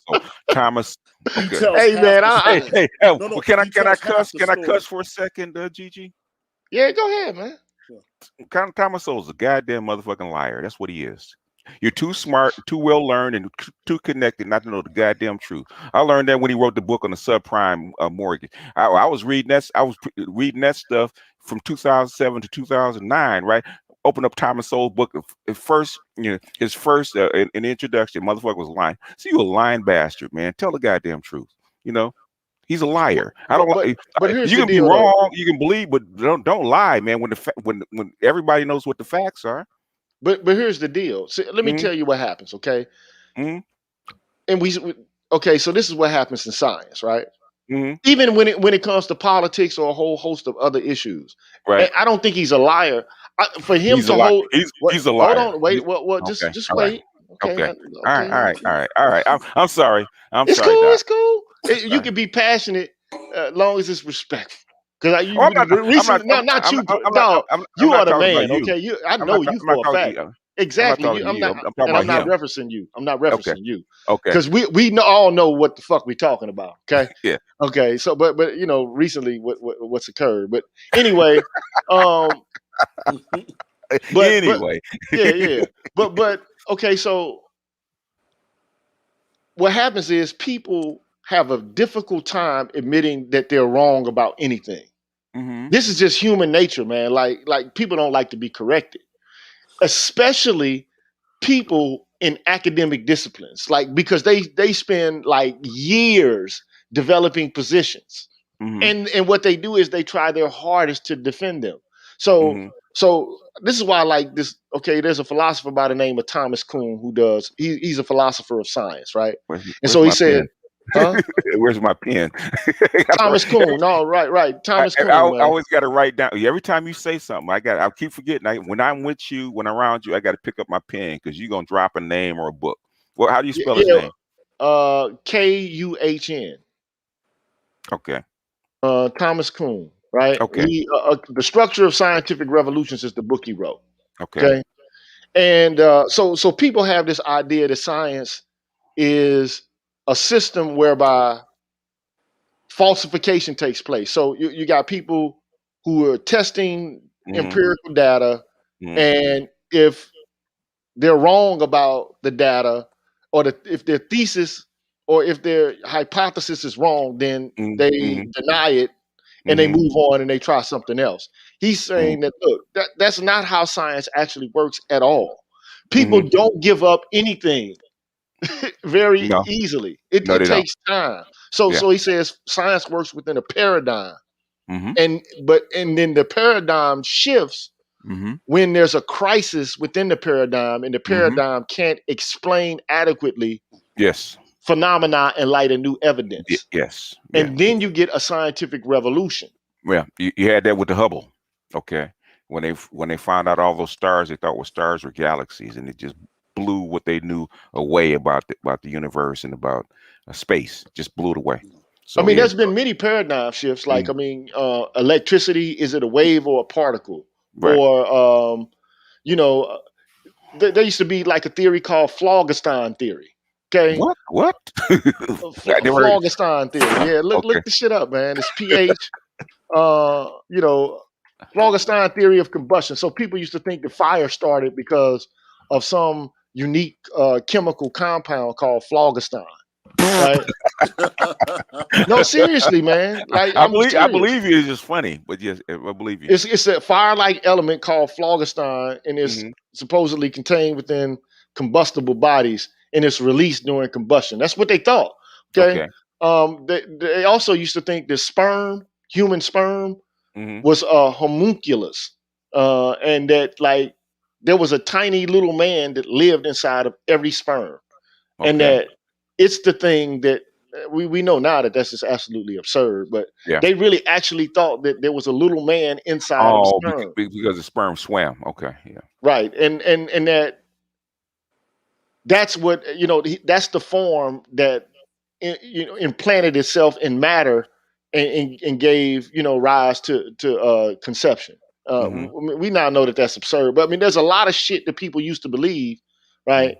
But that's because of paradigm shifts. And I mean, there's many examples, but we're falling off the topic, man, which is about capitalism. But here's the deal. Even like economists, they won't let go of a paradigm until a crisis occurs. And when a crisis does occur, they'll deny the crisis exists. You even see this with feminism. Like, people have cognitive dissonance to such an extent that they won't incorporate or interpolate new evidence or data into their consciousness. They just refuse to do it. Like, if something, confronts or creates or comes into conflict with the way that they perceive the world, they'll hate it. I mean, like, you see this all the time, man. Like, people just do it. Like, I've seen it in this space where people get angry, start, fuck you dumbass motherfucker. Like, well, wait a minute, dude. Like, it's really not that serious. You know what I'm saying? It's really ain't that damn deep, man. But there's so many different paradigm shifts that occur, right? But so science is not deductive, and it's not something that's based on falsification. It actually is something that's based on irrational activity, man. And it's just, I like Thomas Kuhn, man, because I believe what he says to be true. But that's why I got to finish this series on science, man. Because but I did that only insofar as I wanted to make this leap to social science. And a lot of arguments that are being made in this space need to be tempered by social science. And but they don't want to do that shit. I mean, it's just too easy to fall back on folk wisdom or common sense notions about right and wrong, culpability, failure, blaming, praising. It's just too easy to do that. So I want to introduce it, but don't kill me, motherfucker. Kill the message. If you, don't kill me for presenting the information, man. All I'm trying to do is give you the information. That's it. So I feel like, but you come with new information, man. People will kill you for it, man. They did it to Socrates. They was about to Mhm. kill Aristotle. Mhm. I mean, how many wise men, or I'm not saying I'm wise, but I mean, how many people who come with information that's not common or well received? Not very many people, man. It's philosophers are hated, man, for the most Yeah, part. because philosophers are supposed to be mirrors, and what a Art human Nooster, being what's hate. up, bro? Hey, we got to get Art in here one day, man. Look, Art, man, what's going on your channel, bro? Wild Wild West. I mess with the bros though, man. Wild Wild West. I rocks with the bros, but yeah, rude to the bros, man. So, but yeah, man. But back to this capitalism thing, man. Look, I have no Mhm. problem with people making money. I want to make money. I want people to make money. But a lot of times, people perceive money making as a zero sum game. Mhm. Competition is cool, but competition can also become self destructive. You know what I'm saying? Especially when you introduce, you know, envy, and envy could be a good thing if you take that envy and utilize it to motivate yourself. Like, oh, I want what he has. I want to be at the level that this person is, so I'm going to get on my grind. I'm gonna grind harder. You know, but what I'm seeing is, especially in a space like this, you're starting to see um, you're starting to see a lot of guys, man, implode and attack each other and shit. Like, come on, man. Like But that. but Gigi, but that's what it goes back to. Because Yeah. remember, like I said, a lot of people will come to me and be like, "But Sandog, you're supposed to be a Republican," and I say, "I'm not a zealot. This is not my religion." Right? Right. So at the end of the day, it's just that there are certain things I identify with, right? And again, and that's just the label, but that doesn't mean that I don't see other people and it doesn't make sense. So for example, like for politics, if you go to what was that guy's name? Andrew Yee, the guy that came in and talked about UBI. UBI. Yeah. Yeah. Universal And basic so income. Yeah. yeah, Yeah. yeah. Most And people, most so people, most people don't understand it, but yeah, yeah. and so when he came in, I was like, that guy makes complete sense to me. And, Mhm. and had he made it to the top of the Democratic primary, right, Mhm. or was able to become president, guess Yeah. who I would have voted for? Yeah, yeah. You can't without understanding global economics and even the World Economic Forum and the Fourth Industrial Revolution. You can't understand UBI and what UBI is actually for. Even though they've been using a version of it during COVID, because The basically stimulus check, shit. the stimulus is basically a UBI, basically not enough for you to prosper, but enough for people to survive. It's called I think what's his name? Rasmus called it a mitigation. And a UBI is basically a mitigation. Basically, it's not a stimulus. It's there to put a floor underneath the economy so people don't collapse and fall, and you get chaos. So that's what a UBI is for. But a Yeah, UBI, a UBI, a UBI is useless unless you have a jubilee because you got to get rid of the debt. So yeah. if you're gonna do that, Because Man, get rid of so the debt, man. Like, so it has to happen. But yeah, well, go yeah, ahead, Gigi. it doesn't have to happen because It's these people, man, are parsimonious. Like, so it's what I was got gonna it. do is, It's got to look, happen. It's gonna look, happen one way or the other. I was gonna put up this video, man. Mammon, man. Yeah. Because all of this is predicated upon getting money. Yeah. It's like cash is king. Yep. It's all about the acquisition. Yeah. And what I think is, to be perfectly honest, like a lot of people are misers in this culture, man. Now, Hmm. some people are driven to be productive and they're workaholics, Hmm. and that's cool. I'm good with that. And we should reward people who are productive. Hmm. We should do that. But even within economics, you have to understand there's the law of diminishing returns. Like at some point, so much money, having more of it doesn't improve the quality of your life. Like if you got 60 million, I mean billion, Hmm. getting another 60 billion is not really you're not adding any more value, right? Because No. once you have a certain amount of cash, okay, so you got that amount of cash. Hmm. Okay, now what? Hmm. Okay, it doesn't improve the quality of your life anymore, right? And I was saying this, like once you got 100 pairs of pants, like What you can only wear one at a time, man. Mm-hmm. So I mean, so what's the difference between having 100 pairs of pants and 1,000? Yeah, You yeah, can even wear that many pants in a fucking year. yeah. Like it was God. It's got to be almost 30 years ago. I read Joe Dominguez, "Your Money or Your Life," and he said the exact same thing. And it was because he used to be a Wall Street economist, right, or a Wall Street trader, and then he quit and he started counseling people. And what he found out over the 20 years is that at a certain point, as far as money is concerned, you cease to be happy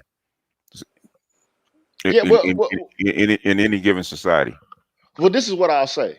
Hmm. Money in and of itself won't bring Hmm. you happiness, but if you have none at all, you're not Hmm. going to be happy.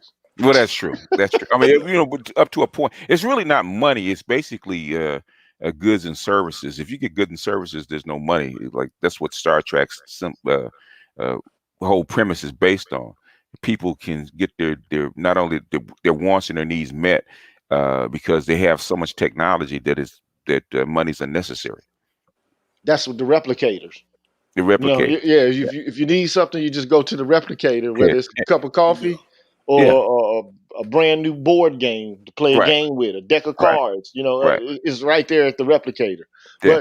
But and that's what a lot of shit from Star Trek has come to fruition, like sliding doors, Oh, yeah. Oh, the cell sliding. phone. You know, like It's stuff, the communicators. Yeah, they're even working on the Chinese are actually working on teleportation with the using the quantum entanglement. Yeah, man, dude, and nanotechnology. You know, yep, micro machines, yep. quantum computing. Quantum Q. Yeah, which you already have. Yeah, yeah, So these are things that are coming. yeah. Like the idea that you could just throw up a like a pile of dust in the air and it'll construct a fucking building. Mm-hmm.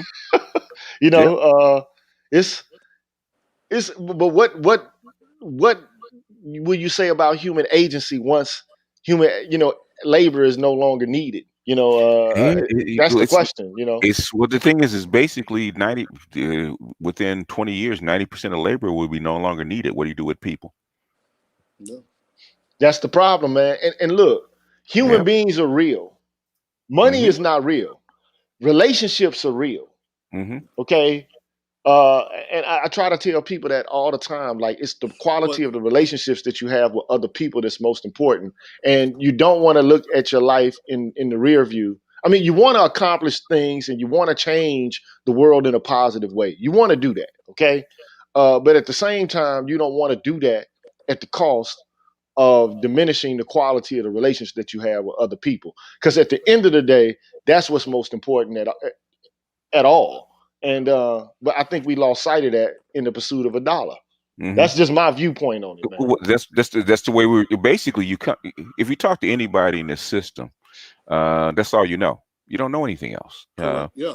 Because capitalism. Because one thing I liked about the guy that wrote Empire of Cotton Sven, basically, people were not this way before the middle of the 18th century. Man, they had to force people into this system, into this capitalist system. They didn't go in willingly. Okay, why do you think they have to enforce private property? Okay, because most people believe the land is shared. Okay, when people belong to the land, not the land belongs to the people. That's what most people believe. The commons, the enclosure process, starting in the 17th century and working its way up over the next 200 years, forced the peasants off to the land, into the cities, and into the factories, because the countries can actually make money and gain power through capitalism. So capitalism is a forced system. Okay, it's a forced system, and the only reason you have socialism is because capitalism was so harsh, so bad that you had to find something way to mitigate that. Because you have 7-year-olds, man, 6 and 7-year-old kids, man, working 17, 18 hours a day in dark, dingy factories. Okay, that's human beings were not. You basically they work people in the factories as hard as they work people on the slave plantation. The only thing is that they didn't have the whips. Thank you. So go ahead. And they did have whips. Yeah. They did have whips. And look, in the okay, so, factories, I don't remember that one, but go ahead, man, bro, enlighten me, look. man, So enlighten so me I now. use so okay. I'm a union iron worker, man. Always will be. I'm a journeyman iron worker, local Mm-hmm. 396. Okay. Mm-hmm. So we had to learn, the history of the labor movement as a, Mm-hmm. precondition, for gaining Commitment. entry Okay. into the apprenticeship program. So, man, they used to, like, if you didn't do enough work, or you didn't work the way you were supposed to, you didn't produce Mm-hmm. enough widgets, Uh-huh. they'll hit your ass, man. They will literally hit you. Uh, they will flog you, but and they'll just like lock you up in a room, close the door, not give you Mm-hmm. bathroom breaks. See, a lot of people take for granted the Mm-hmm. 40-hour work week, but that shit Yeah, had to be fought for, man. it was. I Yeah. mean, and those guys, man, they bombed buildings, they destroyed property, they set shit on fire. Yeah. I mean, the AFL-CIO, but I mean, they were racist as a motherfucker. Yeah. Okay. But at the same time, these people, man, like if you cross that picket line, Yeah. man, they will beat your ass. Like, I mean, back in the day, because they were like, it was a war, right? With what they considered to be exploitation. So their whole idea was, if we're gonna work, we're not going to have all these private contracts with the employer. We're going to have a collective bargaining agreement where everybody who's part of this union is going to, be a part of the negotiation for a Mm-hmm. wage that we think is fair, right? Where the business can make money and where we can live a life, that compensates us for the risk that we're putting ourselves in for building, these edifices, these bridges, these skyscrapers, and these roads. And but man, it these people were treated poorly, man. Like Europeans were also treated poorly. Like, make no mistake about it. Where do you think they got the template from for treating us poorly? Mm-hmm. They, Yeah. they Yeah, already had the game. So, yeah. but But that, I think that, well, before you but that's begin, part of our argument, Gigi. Because here's the thing, right? Me and Nameless Protagonist were talking about this offline, and we was like, yo, if you dug up European history, right? If Mm-hmm. you dug it up and you took away the materialism that you have now, Mm-hmm. most people would want no parts of that culture. Mm-hmm. Remove the materialism in the material comfort that you got from the advent of capitalism. And have, like, if I could snap my fingers and make this 4th century AD, you Mm-hmm. would want no parts of what's about to become the United Kingdom, Germany, or France. well, I mean, You wouldn't want. You, yeah, you, you're You ain't, right wouldn't. about that. I think, you ain't gotta go that far back, man. You go back to the, like I said, the early 19th century, man, Yeah. Well. with some Yeah. cities where basically your lifespan was like what 31 years if you lived in Yeah. a city, a European city. Yeah, Yeah. but this is what we were talking about, because what happened, BGS, was that I was rapping with my friends here. And so Mm-hmm. I was debating with this guy from the UK, and he sent me this video in terms of why are countries poor. And he was talking about, like, reliance on religion and these types of things. And, America's an outlier because there's a correlation between religion and money. And, I went Mm-hmm. back to him and I said, everything you said is true if you understand the paradigm of the world as it is now.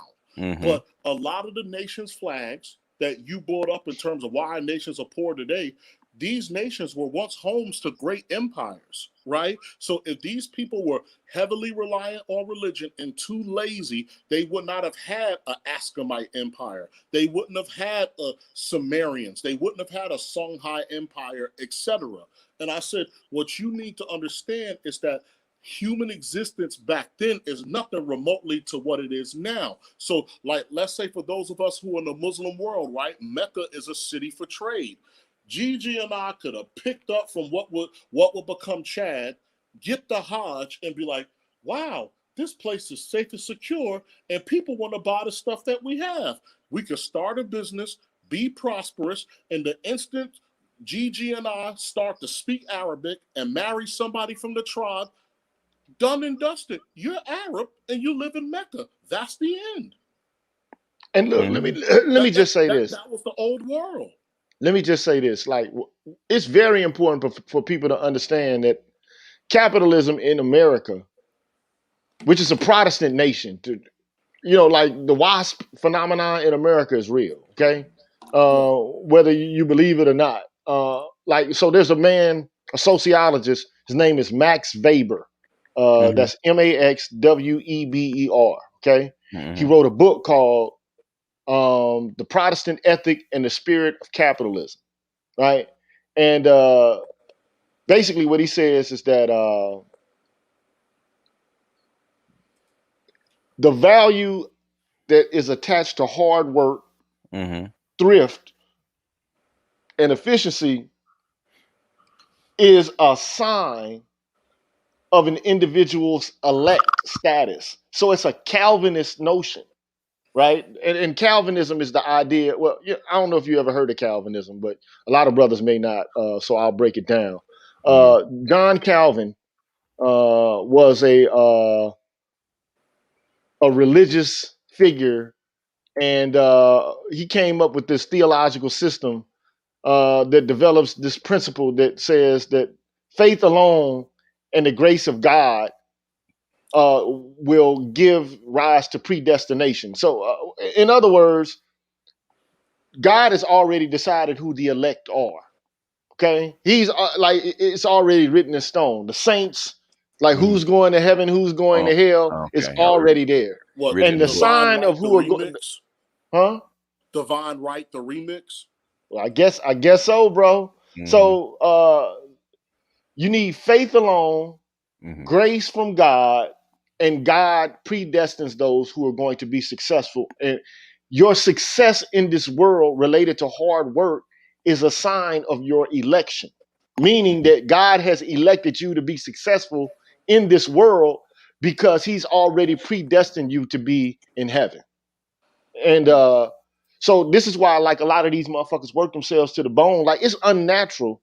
It Mm-hmm. is unnatural to put people in like a situation where they got to work hour upon hour upon hour upon hour Mm-hmm. just to be able to enjoy the comforts of life. Like a lot of this shit that we want and desire, it's unnatural, right? It's just not natural at all. Like nobody, you want cable television, but you don't need that shit. Mm-hmm. You want Nike Air Jordans, but you don't need them. You want Mm-hmm. the Yeah. polo shirt, but you don't need it. You want the car with the 20-inch rims, but you don't need it. Mm-hmm. So this culture it creates it creates needs, right? And it makes you work for it. And people are falling all over themselves. Like this is the one thing that fucks me up about the Asians who are not rich, because there are some Asians who are rich and they're into this material consumption culture as well. But a lot of these people, man, when you look at them, man, they not wearing that fancy shit. You don't Mm-hmm. see them wearing like polo shirts and Air Jordans and shit. They selling knockoffs, but they're not like trying to look like $1 million.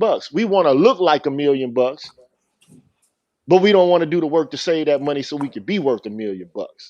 That's one of our problems, man.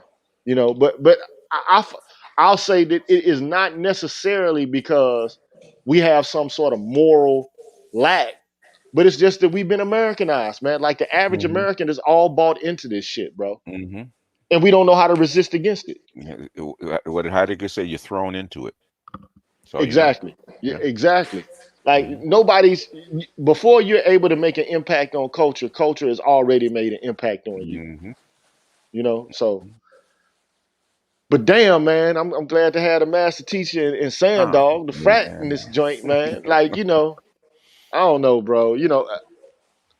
I did just don't want to throw the show off because I know we'll drift, man. Yeah, we will drift, man. We'll drift, man.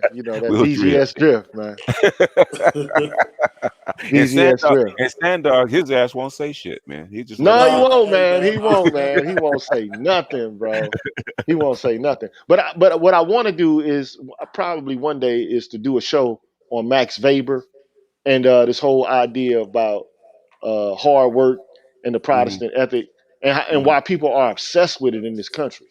Because again, because that's the beautiful lie, right? Again, that most of us are just embarrassed millionaires, right?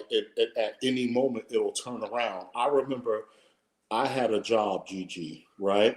And at that job, right, I was not making my normal salary. I was making well beneath it.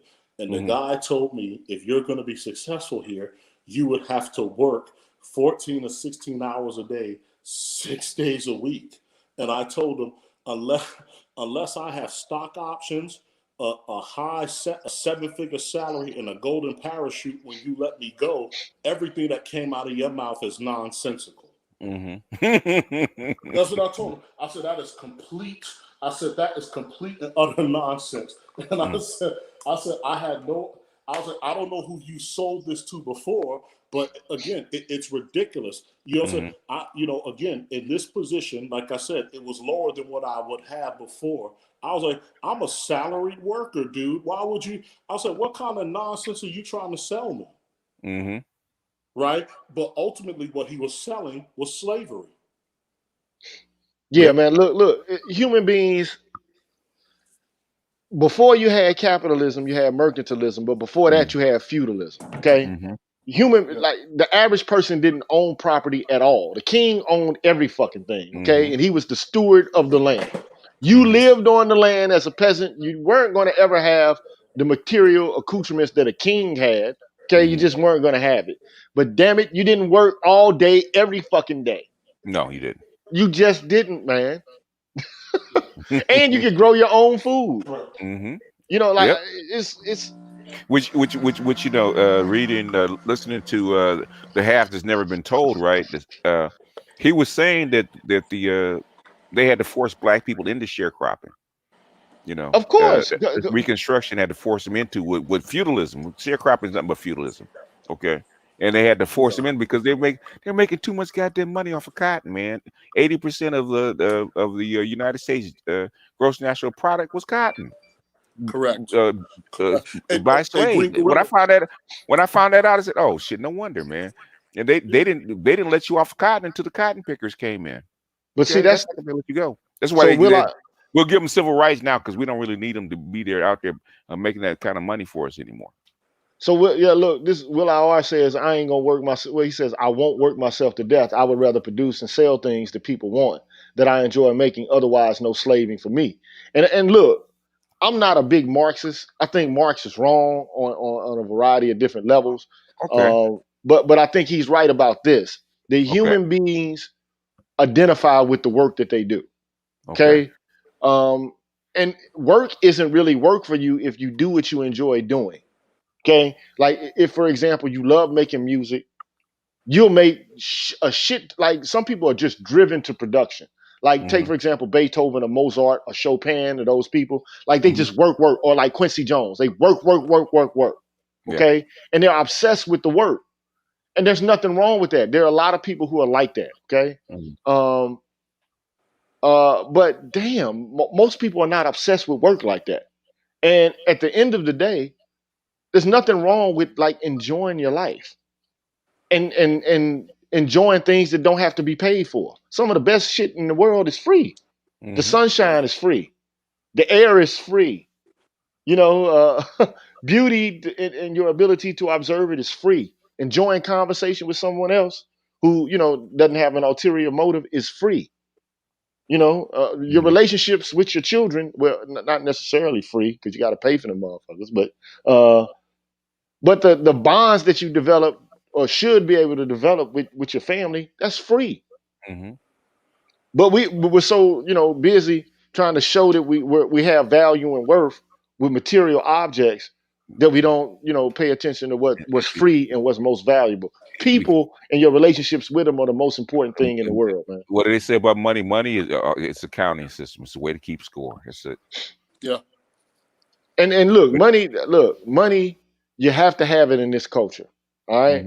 But if you could live on a fucking island and have all of your subsistence needs taken care of by living off the land, and you can store the shit that you work off the land to get, like it's stress free, not having to worry about a light bill, gas bill, water bill, taxes, See, the system creates all of these burdens on the individual where they force you to stay in the system. Yeah. Yeah. And not unplug from the system. That's why they got all these damn zoning and regulations, where you have to pay and you have to abide by this, a certain set of codes. Yeah. But wouldn't it be nice, man, if you could just be like, fuck it, I'm gonna go fishing today. I went fishing, I got my shit, I'm about to sleep. Yeah. I ain't worried about nothing. This the thing is, what sometimes makes me mad, and I probably shouldn't say this in open air. This system, the 3D printed house, man. Mexico can build a 3D printed house that's like 400 square feet for like less than $10,000, man. They're doing it for their peasants. Okay. Why does America have homeless and giving away trillions of dollars? You get rid of your homeless crisis within less than 5 years. Get rid of, house everybody. But the thing is, what would it do to the banks that and these $200,000, $300,000, $400,000, $500,000 houses, especially for single people? Man, it's a racket, man. The banking industry is a racket, bro. It's a racket. Yeah. It's a racket, man. But people esteem the people who have money in those rackets. We love those people, man. Because it pisses me off, man. You get a house, a basic house in California, in Los Angeles, man, it's cost you $700,000. That does not make sense, man. And you have all these people that can't, young people that have jobs that they can't really live here. It doesn't make any sense. I would encourage people to leave California, bro. Well, they are leaving California. Exodus, and people need to leave. I hate to say this, man, because I love Chicago, man. I love Harold's Chicken. I don't even know if it's still in business. I love Doc's. I love what's the name of that pizza place? Not Home Run Inn, but it's Italian Fiesta. Yeah. Ooh, that's some good ass pizza. It's greasy. Boy, if you got beer on your belly, man, that shit's gonna soak all of that up. I love Chicago, man, but it's become a center of urban decay for black folks, man. You need to go to the South, man. I hate to say it, go back to the South or leave the country if you can. This place ain't a safe haven for black men. It's just not, man. You got the whole middle of the country, man, where there's nothing. I do mean nothing. But it's dangerous in that place. It's dangerous in the middle of the country too, though. God damn. Why so? The Midwest, man. Ooh, white folks. Boy, man. Them some of the most segregated cities are in the Midwest. Chicago, St. Louis. I forget. Dayton, Ohio. They won't be in 20 years. Trust and believe that. The demographics are changing. Of the country are changing. We'll see, though. I mean, we'll see. I'm getting ready to do a video on that shit, right? In a little bit, man, because the data's there, and it is what it is, and the COVID baby bus is not gonna help him much. So, but that's a video for another day. Yeah, so let me look this up real quick. What are the top 5 most segregated cities in America? Top 5. Hold on, let me look. Top 5 segregated cities in America. Top 5 segregated cities in America. Boston's got to be in there somewhere. Detroit, Chicago, Memphis. Memphis? Really? Yeah, saying, hold on. Look, I wish I had a list that gave me numbers. I don't want to like. They're doing in any order. USA Today is just giving me, they don't want to put numbers next to the 9 most segregated cities in America. Huffington Post. Let's look. Let's see. Kansas City, Missouri. Birmingham, Alabama. That's no big surprise. Boston, Cambridge. Nashville. Now we get into the top 5. Cincinnati, Ohio. So I thought it was Dayton. It's Cincinnati. Louisville, Kentucky. Appalachian. No strange prince. Milwaukee, Wisconsin. Detroit and Chicago's got to be one of them. Cleveland, Ohio. Oh, Cleveland's number 1, it says. Cleveland. Wow. It is now, huh? Yeah. So, it fluctuates, it changes, but like, trust me, the cities in America are still segregated, bro. And we found a way to get along for the most part, but there's still some tension there. Well, if you listen to Quigley, Quigley says it takes about 400 years to admix. So basically, the United States is a very young country, and they the anti-miscegenation laws actually stop the admixture. And so basically, you only started admix since 1945 for the most part. So you still, so we're still early on. So it's going to be segregated. That's natural. So we think that this stuff is not natural or normal. It actually is. So the thing is that it's so inherent and so unfair that that you actually notice it. But the thing is, actually the way we're admixing now is actually accelerated, which white folks and some black folks don't like that it's accelerated. I think But see, black but folks. see, but Go see, ahead. this is the odd thing, man. Mm-hmm. You have more black people who arrived in this geographical location to Mexico, Brazil, Mm-hmm. where else? You can't say Jamaica. So it was Mm-hmm. Brazil, Mexico, Mm-hmm. and it's somewhere else. For some reason, it's evading my consciousness. But Mm-hmm. you don't hardly see any black folks in Mexico, but you see evidence of African culture in Yeah. Mexico. Oh yeah. Yeah. Like the guitar, the flamenco guitars, the Yeah. percussions, Yeah. the instrumentation, all of that is Afro influenced. Oh, yeah, but that's 400 years, man. When the conquistadors brought over African slaves. And they didn't have them kind of miscegenation laws that America had. You No, they didn't. know, They didn't. Same thing with Brazil, the same way. They didn't have it.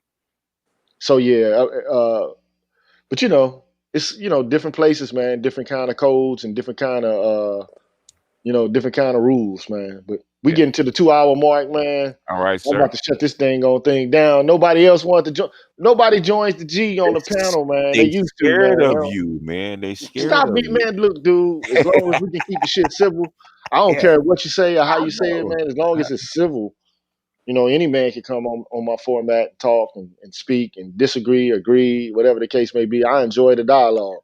What even you notice, Gigi, even when they're on the panel with you and you start talking, guess what they do? They don't say anything because you're Man, they listening. need to stop that, man. Challenge me, They man. can't. They can, man. They do have the capacity. I don't They know have every the goddamn capacity. thing. I know you don't, but the thing is, you give them concepts that they never heard of before, so they're going to shut up and they're going to listen because they want to True, true. I absorb get all it. this I stuff. get it. I So get it. I it get it. has nothing to do with them not wanting to challenge you. They want to learn because they're hungry for this stuff. They really are. Believe it or not, it doesn't seem like it, but they are. For sure, for sure. And I'm here to give it to them, man. And I'm Yeah, not here to exploit you guys. yeah, yeah. You know. They probably writing notes furiously while you're talking. But check out, like, it's videos on YouTube. So, like, if you want to learn about Max Weber, Hmm. like, they got a lot of good videos on Max Weber on Hmm. YouTube. Yeah, because I dug Heidegger, man. Because as soon as shit, I can get down with Heidegger, man. I just understood exactly what he was saying. I said I can get down with him. Yeah, he's a dope. He's a dope. Well, so this is what's dope about Heidegger, and then I'm about to get out of here. Because Hmm. anytime you talk about Heidegger, I must talk about it, right?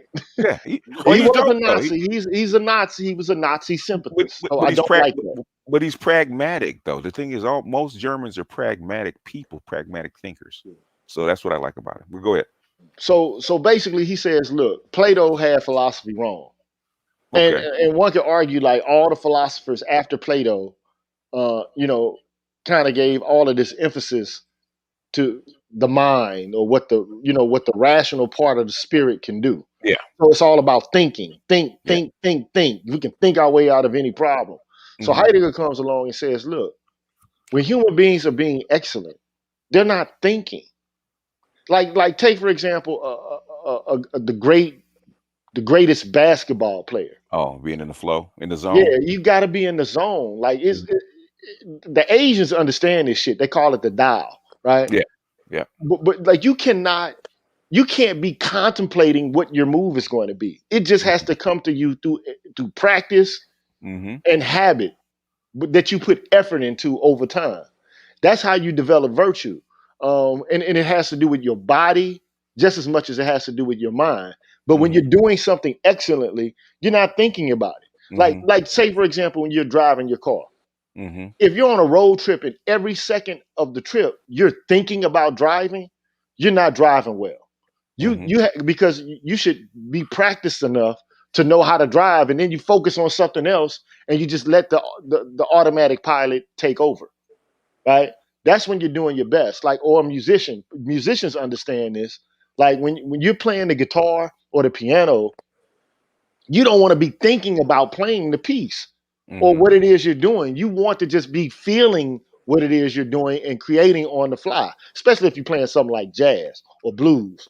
You just want to be able to do it and to put your soul into it, as opposed to thinking about it in a disconnected way. You have to be connected to what you're doing at a Mm-hmm. body, like an embodied way. Mm-hmm. But this disengaged thinking Mm-hmm. is something that the Greeks advocated for. He came along and said it's wrong. It's not right. But Yeah. our whole world is orchestrated under the idea that the human beings are rational. I don't believe it to be the case. I think human beings are irrational Mm-hmm.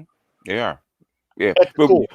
you got billions of years of evolution tied into your body. There's no way you could actually react to all stimuli in responses by thinking. It's impossible. In fact, And, basically you get you. There's no way that 6% of your brain or 6% of your conscious mind can actually process trillions of data per second that your body feedback that your body's giving you. It's impossible.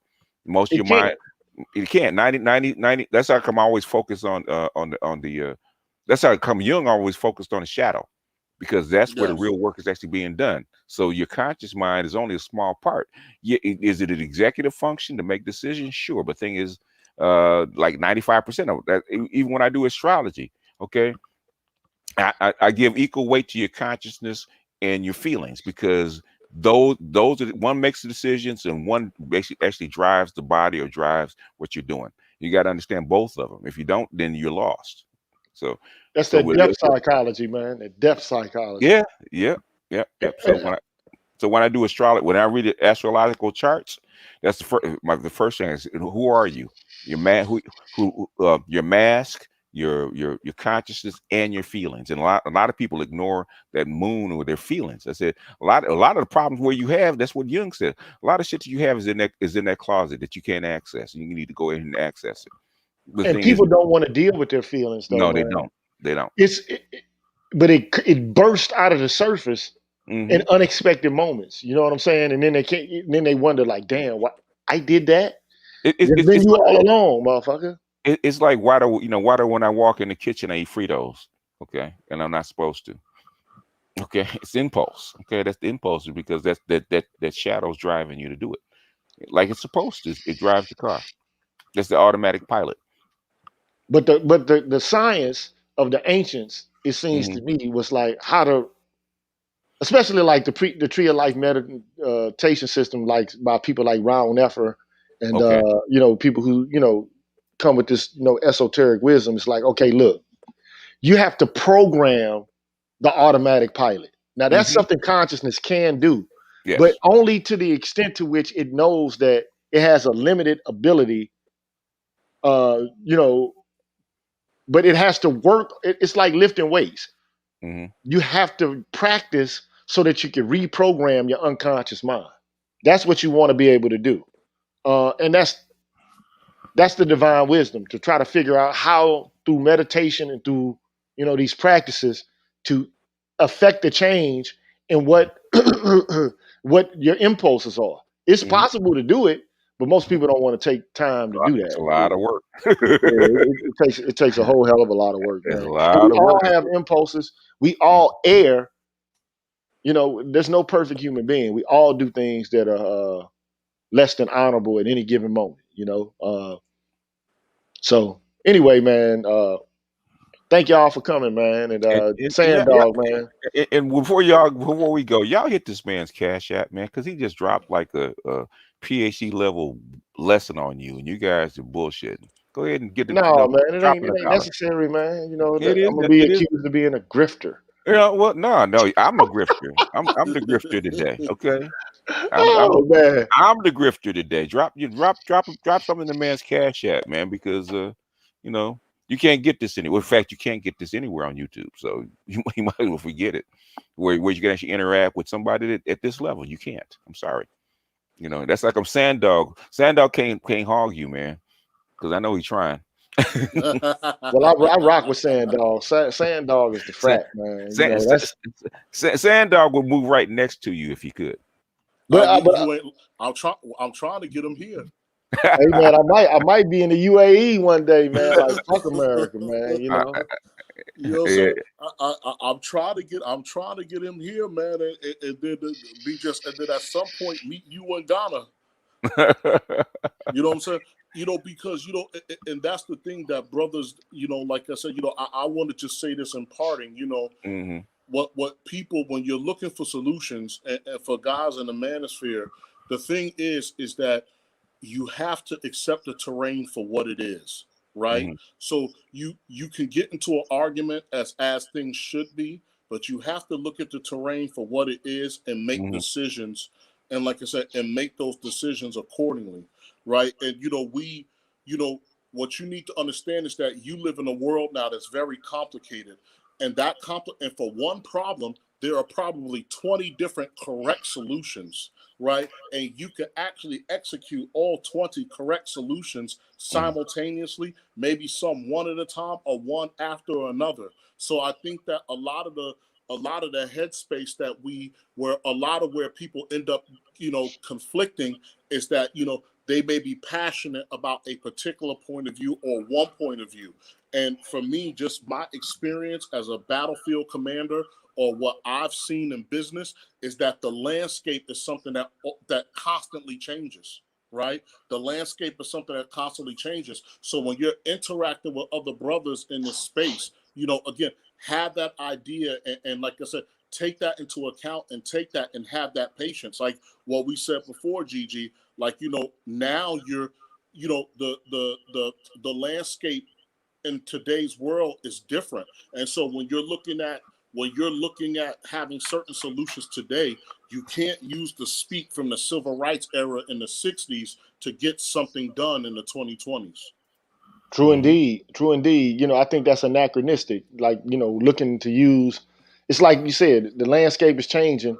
You got to make second half adjustments, man. You can't keep using the same playbook if the team is adjusted to your plays.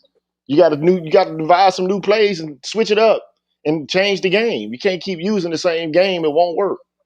You know, you have to be dynamic, not static.